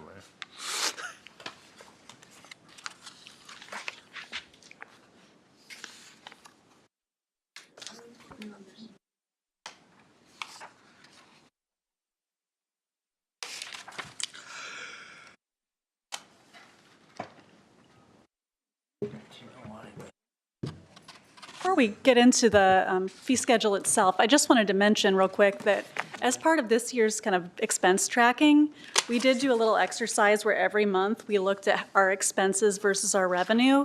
And what we came up with is that as a department, we are not losing per se, but we are costing the county about $12,000 a month. So those are expenses that our department is accruing but not covering with our own revenue. So not to say the planning department's a cash cow, but we do like to charge fees that cover our administrative expenses. So I would say that signals that there is room to potentially increase fees to cover those costs. I thought you might be interested in seeing that little presentation and how that came up. Now, since we did raise fees in 2024, I will also point out that we are costing the county, on average, $2,800 less each month than we were in 2024. So an increase in fees in 2024 is definitely apparent in our month-to-month and how we're, how our a profit loss statement works out. Can you share that with the council and commissioners in an email or something so that everyone's aware besides just me and Janine? Yes. Thank you. Does that include all submittal fees? Like, for instance, that submittal fee that came from Surge Development, is that really? Okay. Yeah. Because that was a substantial one. In fact, I can go back to the month where we collected that, and you can pretty clear, actually, Yeah. it's the profit loss. It's the month where we actually, made some money, which was February. That's when they filed. So you can see that pretty clearly. That was, I believe, a $16,000 PUD filing fee. Okay. All right, I'm turning it over to Maria.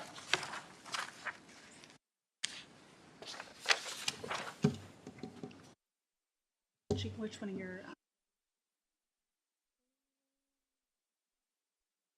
We're in 2024.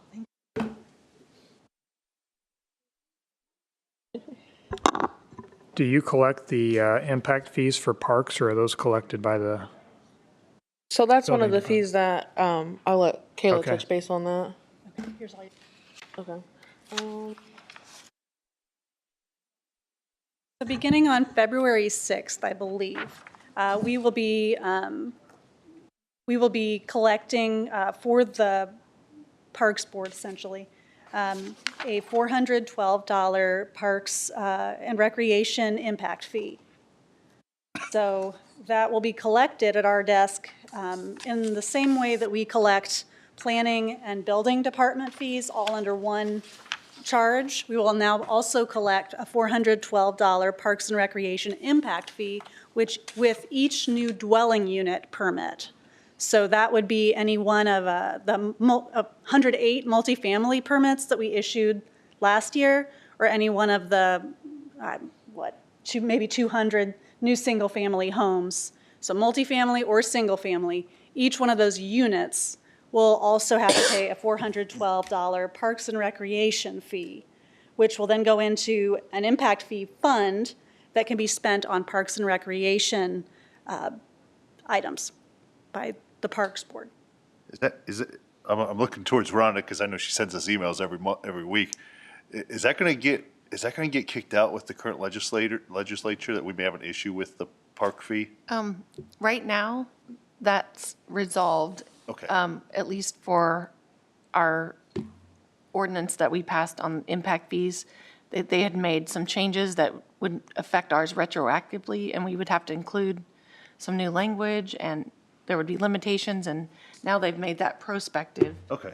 It's okay right now as it is in the bill, but that bill has a lot I of know. other things in it that's Yeah. not good. Okay. Yeah.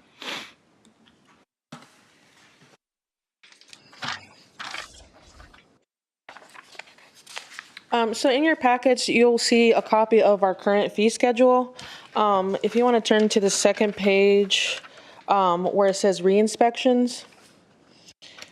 On the back of the first page, I apologize. So under re-inspection, if you look under the ILP fee, which is for the planning department, we currently don't have any fees for that. So what we are proposing is that the planning department adopt the fees that the building department has in place as the fees for our department. This will just help us cover when we have to go out and do re-inspections.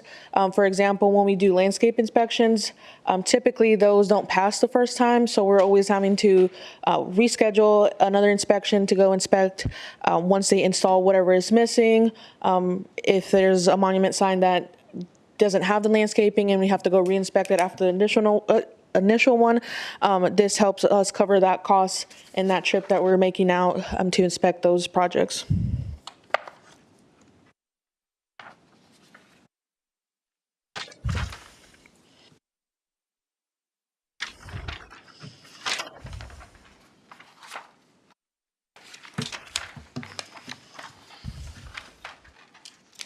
So on the second page, under major subdivision, there is a category for single-family lot, primary and secondary.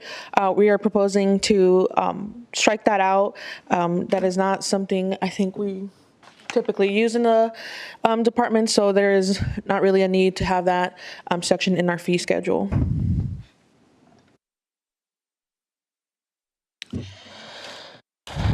And then moving on to variances, in your packets, you also see a little description of how the current fees are laid out and what we're proposing.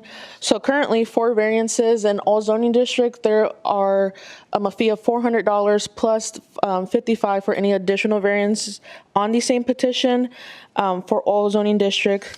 What we are proposing is to divide the variances into two categories, where we have the residential, institutional, and park into one category for the fee of $450 plus $100 additional for a variance on the same petition. And then a second category for the commercial and industrial with the fee of $550 plus $100 for any additional variance on the same petition. In this packet, it kind of just talks about the breakdown of what goes into when a petition is filed and all the work that goes into it. So it talks about the pre-filing meeting. It can, depending on the type of project, it can range from 30 minutes to 2 hours. That includes review and research of the property, if the property has a history, whether it be like zoning violations or if it has gone to one of the board meetings before, that covers all that, as well as time to explain the process to the potential petitioners. More than likely, these petitioners haven't gone through this process, so we're taking extra time to explain to them, walk them through up until the point they are filing and answering any questions, and then as well as just discussing any alternative or potential outcomes in those pre-filing meetings. And then once the petition is filed and we're intaking the petition, that approximately takes an hour. This includes to review the application completeness and accuracy when it's being typed into our system, as well as ensuring all the required documents are being submitted, as processing the fees and generating our receipts for our accounts as well as for the petitioner. We also provide a list of surrounding landowners and walks them through the public notice process and ensuring any questions, whether it be for the public notice or addressing any other questions that the petitioner may have. And then it moves into the meeting preparation. This can range anywhere from 2 to 4 hours, depending on the petition. That's why we kind of separated the two categories, because residential and institution and park doesn't really take us as long as commercial and industrial petition does.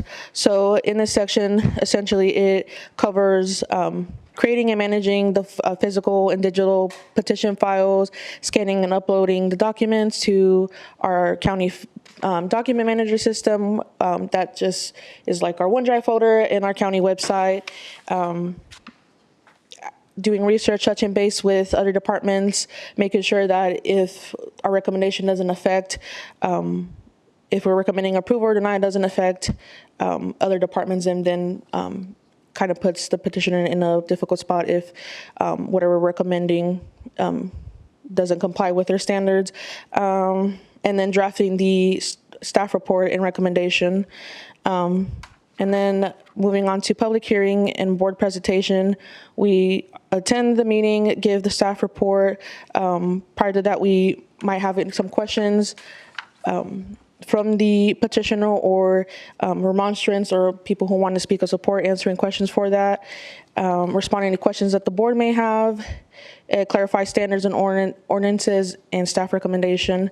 And then the final thing that was taken in consideration for the breakdown was post-meeting processing. It takes anywhere from an hour to 2 hours, depending if the BZA approves it or deny it, if there's approval letters that need to be drafted, any commitments that need to be drafted, as well as coordinating for legal review of those documents. Does this cover the cost of our employees? So if you do the residential and it's $450 plus 100, look at it from a county council perspective, is this a net zero? No. Then we need to get to a net zero. That'd be ideal. So that would include, you know, the hourly rates of everybody, the BZA type fee, you know, we pay them a fee, the benefits, don't forget the benefits, which is pretty big for most people. And then also you got to think about the attorney, paying the attorney to be there. And so it'd be ideal to be net zero, because if it's not net zero for variances, then guess who's paying for it? The taxpayers. Everybody else is chipping in to pay for that variance to be done. Could we work with you to kind of help us, I guess, figure this out? Yeah, that's not a problem. We're planners, not math people. Well, I guess it'd be though, helpful. how does it compare? You know, not that we have to match other counties, but does it compare to other counties? So I've always felt we were low.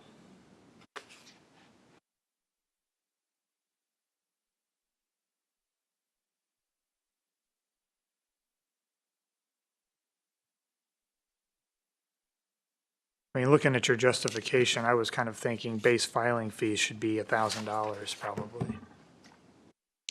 So looking at other counties, we're relatively, I would say, in the middle of it.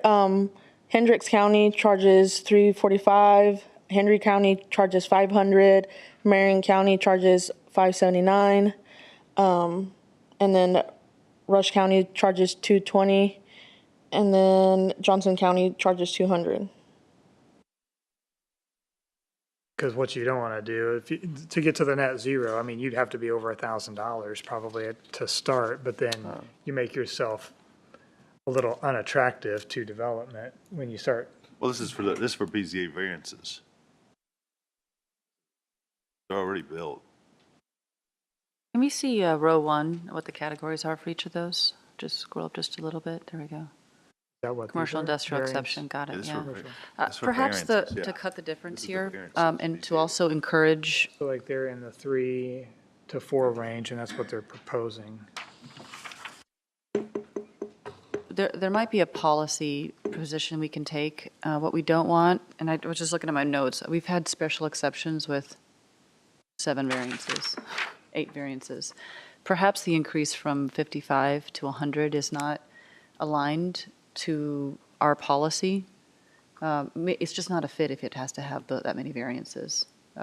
So maybe that's one way we can, both, I don't think it's going to, at the end of the day, make that much money because it'll discourage variance upon variance. But I do think that's a policy perspective we should have at the BZA. I agree, because it's, to discourage some of these variances, because some of the variances, it's like, yeah, why not? It only cost me $55 to do it or $100 to do it. Why not throw it in, And then, yeah, it looks like everybody else is doing it too, so. Is there, when we talk about time extension, if a petitioner, not tonight, I think that was our application, but if there's a continuance request, that is administrative work, that is our time, that there is, do we charge for a petitioner requested continuance? It should be.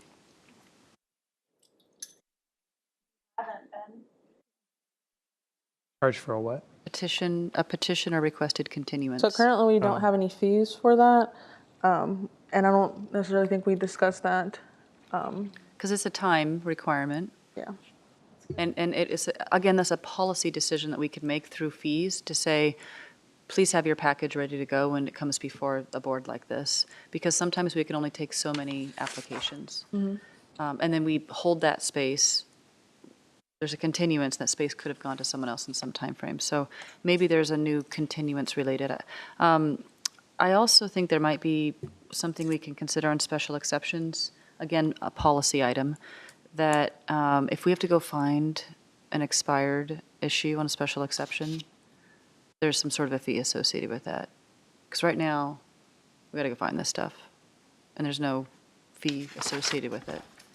And we're approving these. I don't know, Mike, thoughts from the BZA on that? It would be in kind to the running violations, which I'll have a comment on here in a minute, or running fines if they're doing construction before obtaining a work permit, or running fines if construction continues after a stop work order has been issued. Very similar.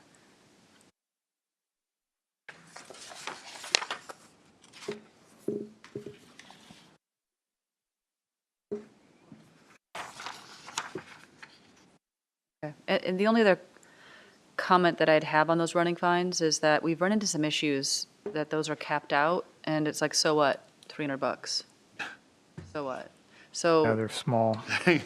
That's nothing for some of these businesses. that's nothing. So we need Cost of the doing ability, business. and Rhonda probably knows this best, we need the ability in some of these situations to have the fines do what they should, which is discourage, behavior that, or activities that we don't, that are against our. Yep. Yeah, the one that comes to mind is we had a discussion when we had a boat storage issue, and we discussed making the fine like per boat, not for the site. And I don't know if we really legally could do that or not. So that's the type of thing that would be helpful to give the BZA some teeth, I guess. This isn't per day, it's just, It gets to per day, doesn't it? At one point, I think it would. And we did that with that boat one, I think the fifth one came or something, or the fourth one, and we did it like per day of violation or something like that. We thought we could. Yeah. We weren't sure, but we Yeah, we said what know- we would do is we would fix it in the next iteration of the finding, and that's what probably we need Yeah. to do now. Yeah, but that whole section could probably get, some policy stuff and then some clarification on what the BZA can and can't do with those. Like you said, maybe they should all be per day. We should also reserve the right to make changes to this upon UDO discussions, which we'll hear about here in a second. But if we change things like categories of special exceptions or uses, or other things come up in the UDO that would need to have a fine accompany, we would probably just reserve the right to make changes to this Yeah. to align with that. Do we have a fee for the sign, the yard sign?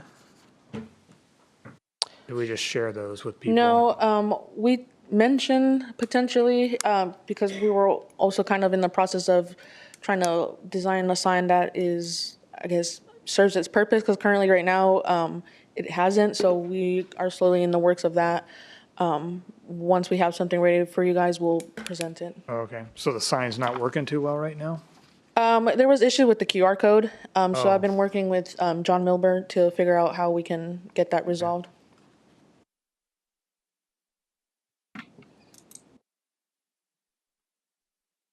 Okay. So is that what you needed? Some direction? Okay. We could probably use a little bit more, so. Well, yeah, it would be interesting to work more with the council. I don't know who on the council would be able to jump in and help with that, but just to understand what they can and can't do. it's just trying to get it, I mean, you're never gonna get to net zero, but the more we can, then they show it, it's gonna be easier in the future when she comes and says, I need another place, because I know they've had a lot of issues with this. We need raises on this person, we need more people. It's much easier when you can show us the data and everybody goes, oh, they're almost net neutral, they're essentially paying for themselves. Well, of course we're gonna add somebody. Yeah. Come Well, and look at how they're saving. I mean, you look at, because she showed how it went from 24 before the fees, and then now the fees. And that's very important. That's why I asked her to send it to all the council and commissioners so they can all see the good work they're doing and how they're, they're essentially starting to pay for themselves. yeah. And you can keep bringing those fees up to get to that point, but I'm Well, just no, well, you sure. won't get, you'll never get to that point, but Yeah. at least every time you bring a petition in for the BZA, then you would say, okay, they're gonna pay for our time. It's not gonna be supplemented by the taxpayers of Hancock County. Yeah, I just think it's interesting that we always try to compare to other counties, and we do that with salaries, but then you Yeah. look at the same counties we compare salaries to, their fees are also low. So they're not making it We either. compare them to all kinds of, I mean, we Yeah. have some people want us to compare to Henry because of or Shelby. Mm-hmm. Like some people want to be compared to Shelby when it comes to, hey, I want more money for our trash people. Because, they have a trash, they make money off that. You can't compare, it's hard to compare And sometimes. Bartholomew is the big county. And then we of use the that for comparison. sheriff, and because of similar size. And then sometimes we look at Hendricks and Hamilton, and a lot of times we're looking just to see where our employees would go else. They could go elsewhere, and where do they live? Some of them live in Henry County, so it's like, okay, we got to at least pay more than Henry County. So we look at different counties of near us geographically, and then also similar size as usual. Right. And I think, how many, did you have additional appropriations last year too? Yes, we did. How many did you have? For our planning budget specifically, it was just the legal fees, and some thousand. This year, that was an additional, all of it. I mean, I guess in theory, you can make these fees anything you want until the commissioners start getting complaints, right? From developers that say, well, I'm not going to come here because Well, you charge too much. But if it's Permit that fees. neutral, then I think they would understand, okay, it's the time they're taking. I mean, you're not making money off of it. It's just essentially paying for the time of our employees. In a way, I kind of think that's kind of a slippery slope to go down. Okay. Because in my opinion, that when we start that process that we're paying for everything, then why am I paying property taxes? Why am I paying for the county tax if I have to pay for everything I have to go get. So if I want to go to the surveyor, I got to pay to go to the surveyor. I want to go to the building, I have to go pay here too. Oh, I need to go up to the treasurer's office. I need to pay for I have to pay every county place I go, but I also have to pay an overall tax, and I got to go pay gas tax, and then I have to pay for this. I have to pay. Next thing you know, I'm taxed on every single thing I do, but I'm still paying for those. So I think we can go too far with doing that. At some point, either my overall tax, my property tax goes up, and I pay for those services, or I have to pay for them individually. And I understand there's a debate there. How much do I have to do? Because some of the stuff, I mean, I don't want to pay for somebody else wanting to put a room addition on their house for them to look at it. I could care less whether they got that room addition. However, I also feel like there may be times that we have to work together as a community, and if we're going to continue looking at it. So I just want us to be really careful with what we do and how we do it, as opposed to just saying, I want to raise fees and get to a point where it doesn't cost me anything. Me, I don't want to have to pay for a parks fee. I could care less. I've grown up without the parks. Do I really care if we have a parks department? No. But now we do. So now I'm going to have to pay for it if I want to do anything. I don't know. I just don't necessarily think that was a good move. And I'm not. Well, I voted no on that point, but. I know, but I'm just saying, that's how I feel about the fees and things. At some point it goes. I think it's good that what everybody said is you take it and you say, okay, we'll take a look to see the net neutral part. And then we will also look to see what the other counties are charging and try to find middle ground. What happens if the net neutral part's lower? That, you know, then you guys have a different decision. I don't think they're far off. I think it's probably pretty close to the number they're asking for right now. I bet it's fairly close to that. I was telling Janine, I was cleaning out my dad's shop because, I mean, it's now my shop, but I found a paper and it was the receipt for his building permit for the accessory building. $5 in 1976. And now I look at it, and it's like $225 for that same building. 76 to now, I mean, is $200, $220 an increase enough to get to that point? Probably would be, you know, for inflation and so forth. But that's the piece of it that I just want us to be cautious with. And like you said, are we discouraging development?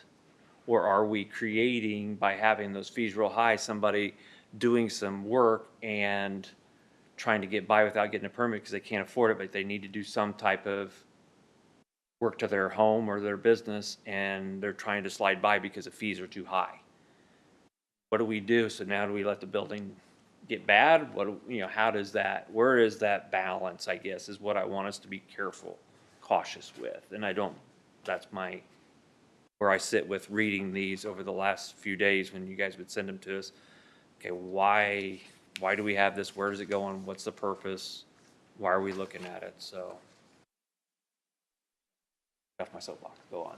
Next. Well, it does make sense. I mean, the taxes should mean something, I guess. So yeah, it does make sense. But the other part of it that's always on my mind is we go to the council asking for raises to keep our employees paid similar to other counties, and they say no because, I don't disagree with what you're saying there either. I just want us to be cautious and really consider all that we're doing, as opposed to just raising them just to be raising the fees just because. Yeah. Planning department's never been a cash cow anyway. No. Can I just tell you a little bit procedurally, like some things as I was digging into this? So the building department's fees and the planning department's fees are kind of handled by two different processes. So in our Hancock County Code for building fees, it says that the commissioners are to review those annually and set those, exact wording, and that's done by resolution. And then the process for planning department fees, the Indiana Code says that the Plan Commission may establish a schedule of reasonable fees to defray the cost, administrative costs connected with, and then it goes through all the items. And then you look at our Hancock County Code, which the process, just so you know, is the planning director shall review the fee schedule annually and bring any necessary revisions to the attention of the Plan Commission and the Board of County Commissioners. So that doesn't mean, Kayla, that you would have to bring it every year, but it's like if you in your office review, and then if you think something does need to be addressed, you bring it. And then the Plan Commission basically makes a recommendation to the commissioners, and then the commissioners ultimately set the fee schedule through an ordinance. So it's a little tricky. I think in 2024, I have this resolution where everything was just done together in one resolution by the commissioners, and so there really is kind of two different paths to go on that. Okay. So I know we're watching some pending legislation too, which could, curb our ability to set fees. All right. So you'll bring more information next month, it sounds like. Okay. The other piece of that I'm always curious about, though, that was in your, is the legal fees seem to what always gets us, right? So I don't know if there's any discussion. I know that we've got that to approve tonight as well, but that's a budget item that needs to probably be addressed.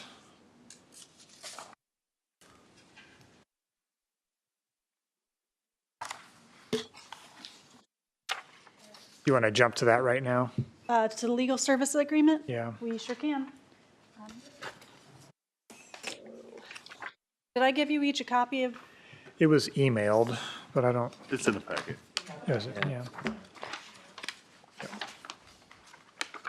Rhonda, I'll let you explain this if you'd like. Well, I think Greg coordinated with you on this and sent this over. So okay. I work for Greg. This is for contract with Brandon Morlock, so he may have had a conversation with you. I work on contract for Greg, so. All right, and so the, let's see, Article 5 states that the contractor or his associate, so Brandon Morlock, shall be reimbursed by the contracting agency, Plan Commission, in the amount of $250 per hour. So that's the hourly rate that we pay for legal services.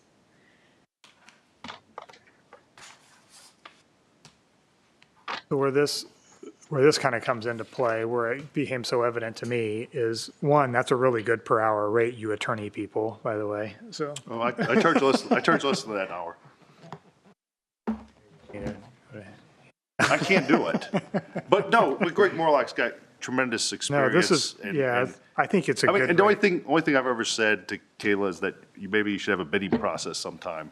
Like every couple of years, do a bidding process. That's it. Yeah. That's my only comment I've ever made on that. Otherwise, I haven't had an issue. Right, but I guess where I was going with that, though, is that it became evident to me with the Surge Development Project that adds up. Even though that's a very reasonable rate, it adds up really fast. And so a project like that had a $16,000 filing fee seems like a lot, but it wasn't in the end because it was all spent, right? And that wasn't 100% planning. That's also economic development, that's transportation, there's other things that are being reviewed, and just stuff that's not really planning. So, What was the price tag last year per hour? Was it $225 last year, or had we already jumped up to $250? The fee for the rate? Yeah. Or do you mean the overall amount? No, just $225 an hour. I can't remember, it was $225 or $250? I think it was I was thinking 235, but that's probably. It had slowly started coming up from 200 an hour. I think last year was 225 an hour. And you increased your budget on Yes. the legal line. I have not figured out how much to increase my legal budget yet to precipitate all of the unforeseeable things we run into every year, but we keep trying to correctly budget. But you were successful in some additional appropriations, right? And you were able to push some things off to the RDC as well, so. Yes, I was able to take about $11,000 in legal expenses that were related to redevelopment to the RDC and have them pay for those. Okay. He's not have those Yeah. additional appropriations because it does affect our bond rating.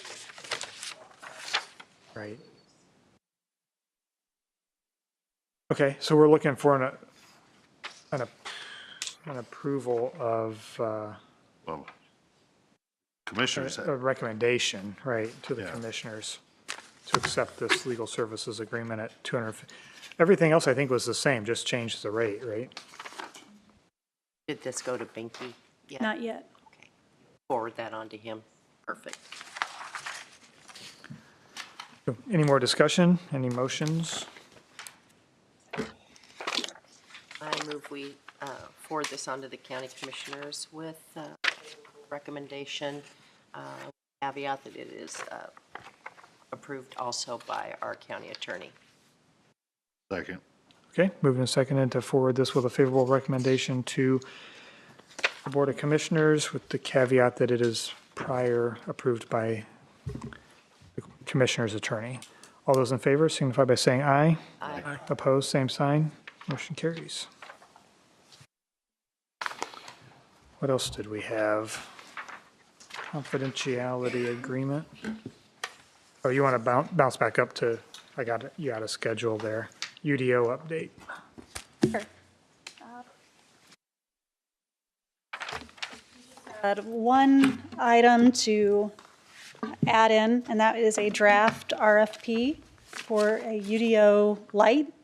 I've been talking to Mike, Lacey, and Renee here over the past month to get this kind of somewhat in line. Guess I'll turn it over to Mike now to talk about that more and how you guys want to proceed. Well, I guess to take you all the way back to kind of relive the whole thing. So the UDO became a really large endeavor, and it got to the point that it was going to be, I wouldn't say impossible, but extremely difficult to put that document in front of this board to be digested, to make a reasonable recommendation. Because we went so far with it, with our consultant, that we were rewriting the county zoning ordinance, essentially, completely. Not completely, but there was enough there that it was going to be really hard for us individually. You would have to, it's such a different format that it was very hard to look and say, okay, what was it before and what is it now? And so that got really hard to digest, and I felt like I wasn't going to be able to make a reasonable recommendation to the commissioners and then expect the commissioners to do that same thing, be able to sit there and compare it. Our consultants had a lot of trouble trying to create these side-by-side comparison documents that we asked for.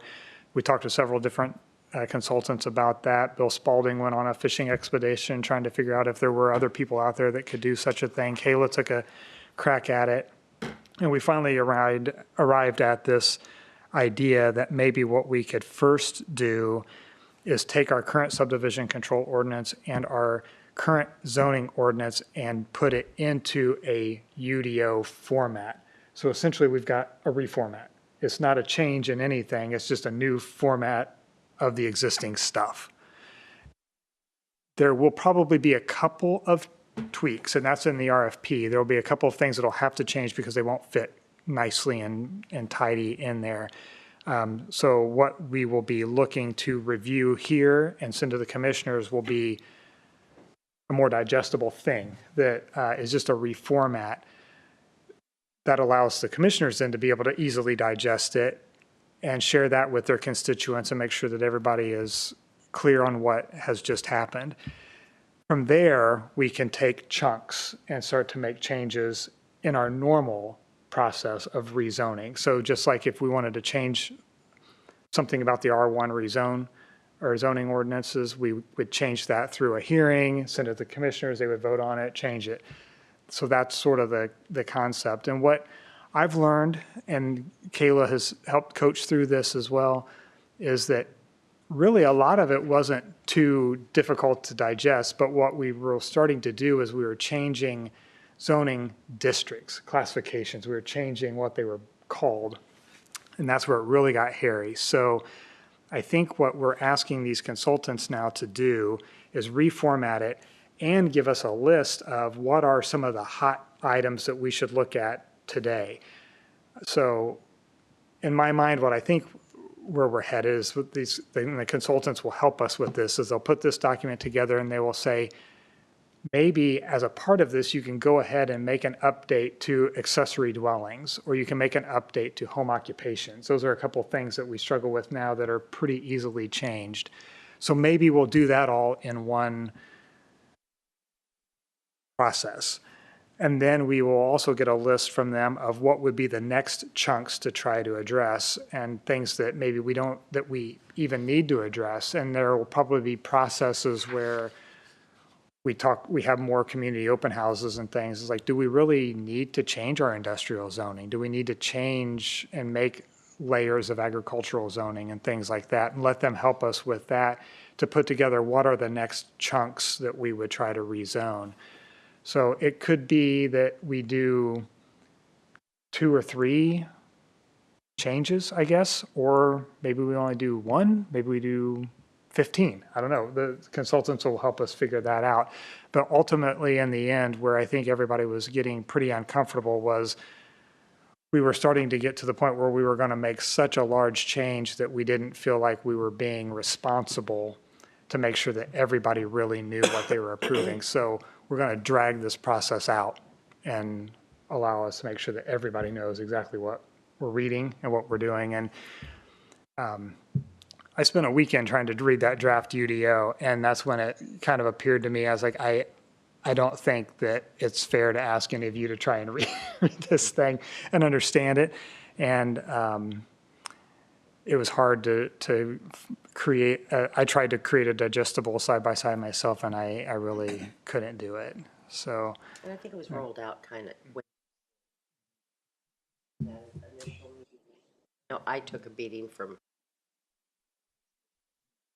It was really hard for people to come in and understand it. What I was seeing is that there were certain groups that had issues with different things that we even changed in the draft, but they never, there wasn't a way to communicate that to them. They never knew that we fixed it. You know, they were still just kind of complaining about it even after it was fixed, you know. So that's another thing that's in the RFP, is to help with some of the communication and the outreach and to make videos and things like that to try and make these changes, but in easier forms. This first thing will be a pretty big move. It'll be a pretty big lift to create the formatted UDO. But in theory, we won't be changing the zoning. We'll just be reformatting our current subdivision control and our current zoning ordinance with possibly a couple of little policy things. But the other thing that Rhonda realized that we were missing some legal things like tracking of statutes and things like that in that ordinance. So we need to address that as well, and that's in the RFP as well. So this is going to go out to, I think she's got a list of firms that can help us with that. I think one's already looked at it. You also had an attorney that you are maybe going to send it to that might be able to do such an exercise. So I think what she's looking for us to do tonight is to give her the nod to go ahead and distribute that RFP for proposals that we could then send to the commissioners for their approval. And we're looking at probably something that's in the it's probably a $20,000 to $30,000 thing. Is that kind of what we were thinking? Sounds like from what we're hearing. Okay. And included in that scope would be recommending process for approval as well? And, yeah. And yeah. overseeing those, almost like years ago we had the presentations on the sidewalk plan. Sort of a consultant or third-party type of presentation. Be not only generating the documents, but also presenting at these types of meetings. Yeah, I think that's included still. I think that was in there, right? That they would lead us through some of that community involvement and some process of how to get the input and make sure that everything is transparent. Yeah. That's why Kayla had the idea. She knows an attorney that's a AICP planner and an attorney, so she thought that might be kind of an interesting mind to help lead through something like that from a legal and planning perspective. Maybe when you're two things, maybe you're a little spread, but I don't know. We'll see how the proposals come back.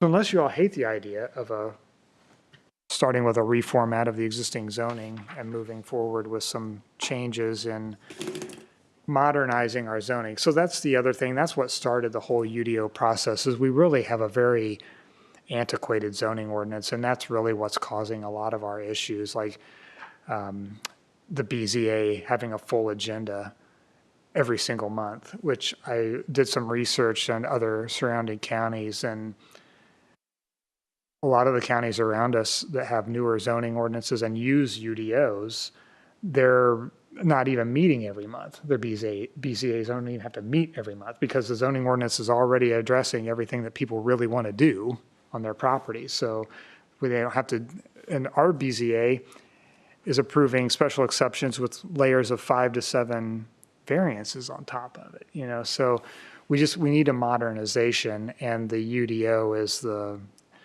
modern format of zoning. And they are much easier to use than trying to track down all of the various ordinances and resolutions. And the subdivision control ordinance even seems to be lost in space somewhere here in the building, it sounds like, too. So it's not even readily accessible. So with that, I think we just, if you distributed that, or was that just to? Yeah. Mm-hmm. Definitely email it out. Okay. So we could do that and then give her the go ahead next month, or if you're comfortable with this direction tonight, we could give her the go ahead and seek the proposals, and then we could just review proposals next month.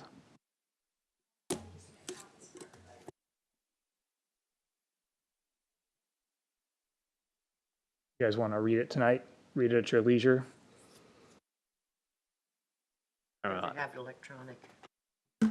Okay. I'd like to have it sent, but I trust your opinion and your values as far as looking at that. And if that's what you guys that have been working with say that that's a good thing, then I will go with that, with getting it started. Doesn't mean we have to award it to anybody, but we can at least get that information in. So That's true. We could go ahead and submit it, and then if you have any concerns with the RFP, we can send those to Kayla, and she can send out an amendment to the RFP if need be. RFP. That's kind of the next question. Is there a spot that you guys would like me to post that? Whether it be on the county website or whatever you guys want. Gary? Recently started using BidPrime Okay. because we had done when it wasn't, we had no response. So we did some research at the Commissioners Conference, and Deborah Carnes in her office can help you with that. That's why I couldn't remember the name of it. Gary told me about it, and I couldn't remember what it was called. BidPrime. So unless there's any objection, we'll just go ahead and have you send that RFP out and then copy the Planning Commission.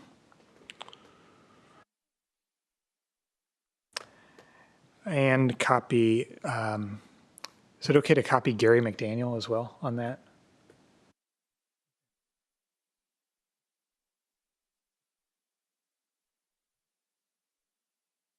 All right, that takes us to Shirley Interlocal Agreement.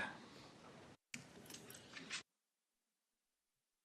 think this is still in between the town attorney and Rhonda. Wendell, am I correct? I was told at 4 o'clock that Julie had not got back with her. Here's your answer. Thank you. That's our update. So Julie needs to get back with her. Conflict of interest form.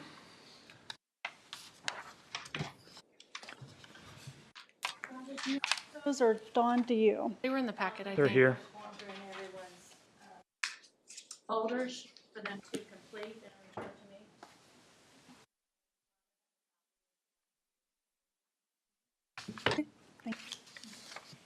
to me.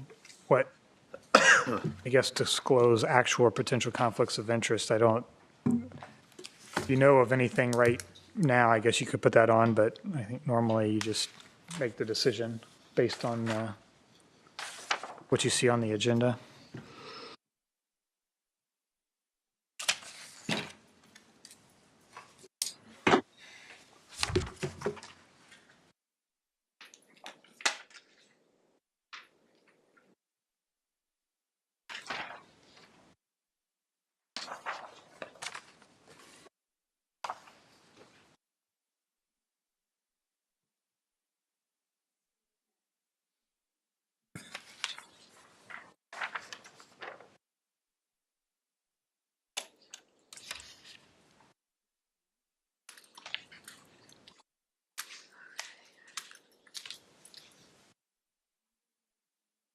I think is that the findings of fact? Yeah.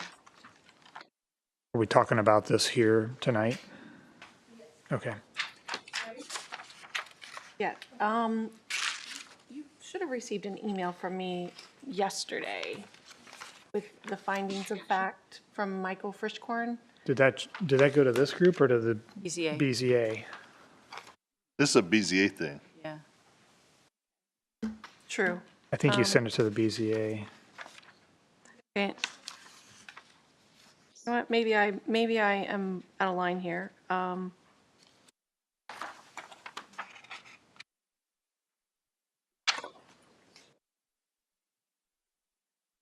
Okay, I don't know, I don't think we have to act on that. That's BZA. I think I'm losing it. Okay, This is BZA. anyway, we will give you an update on this though, because Okay. the Board of Zoning Appeals, there's a lawsuit going on, and so as we talked about legal fees, one of the examples of why, some of the things that we've had recently, at least in the last couple of years, we've had some lawsuits. So this is, do you want to read through those findings of fact that the BZA will be considering? So that's on Thursday. But just to reference, so those of you that are on the BZA can get a head start reading it if you hadn't looked at my email yet. But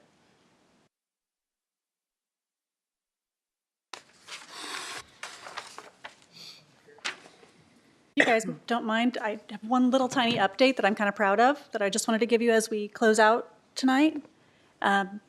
We updated our zoning district descriptions, our lot standards and land uses, which is a packet that we used to hand out at the counter.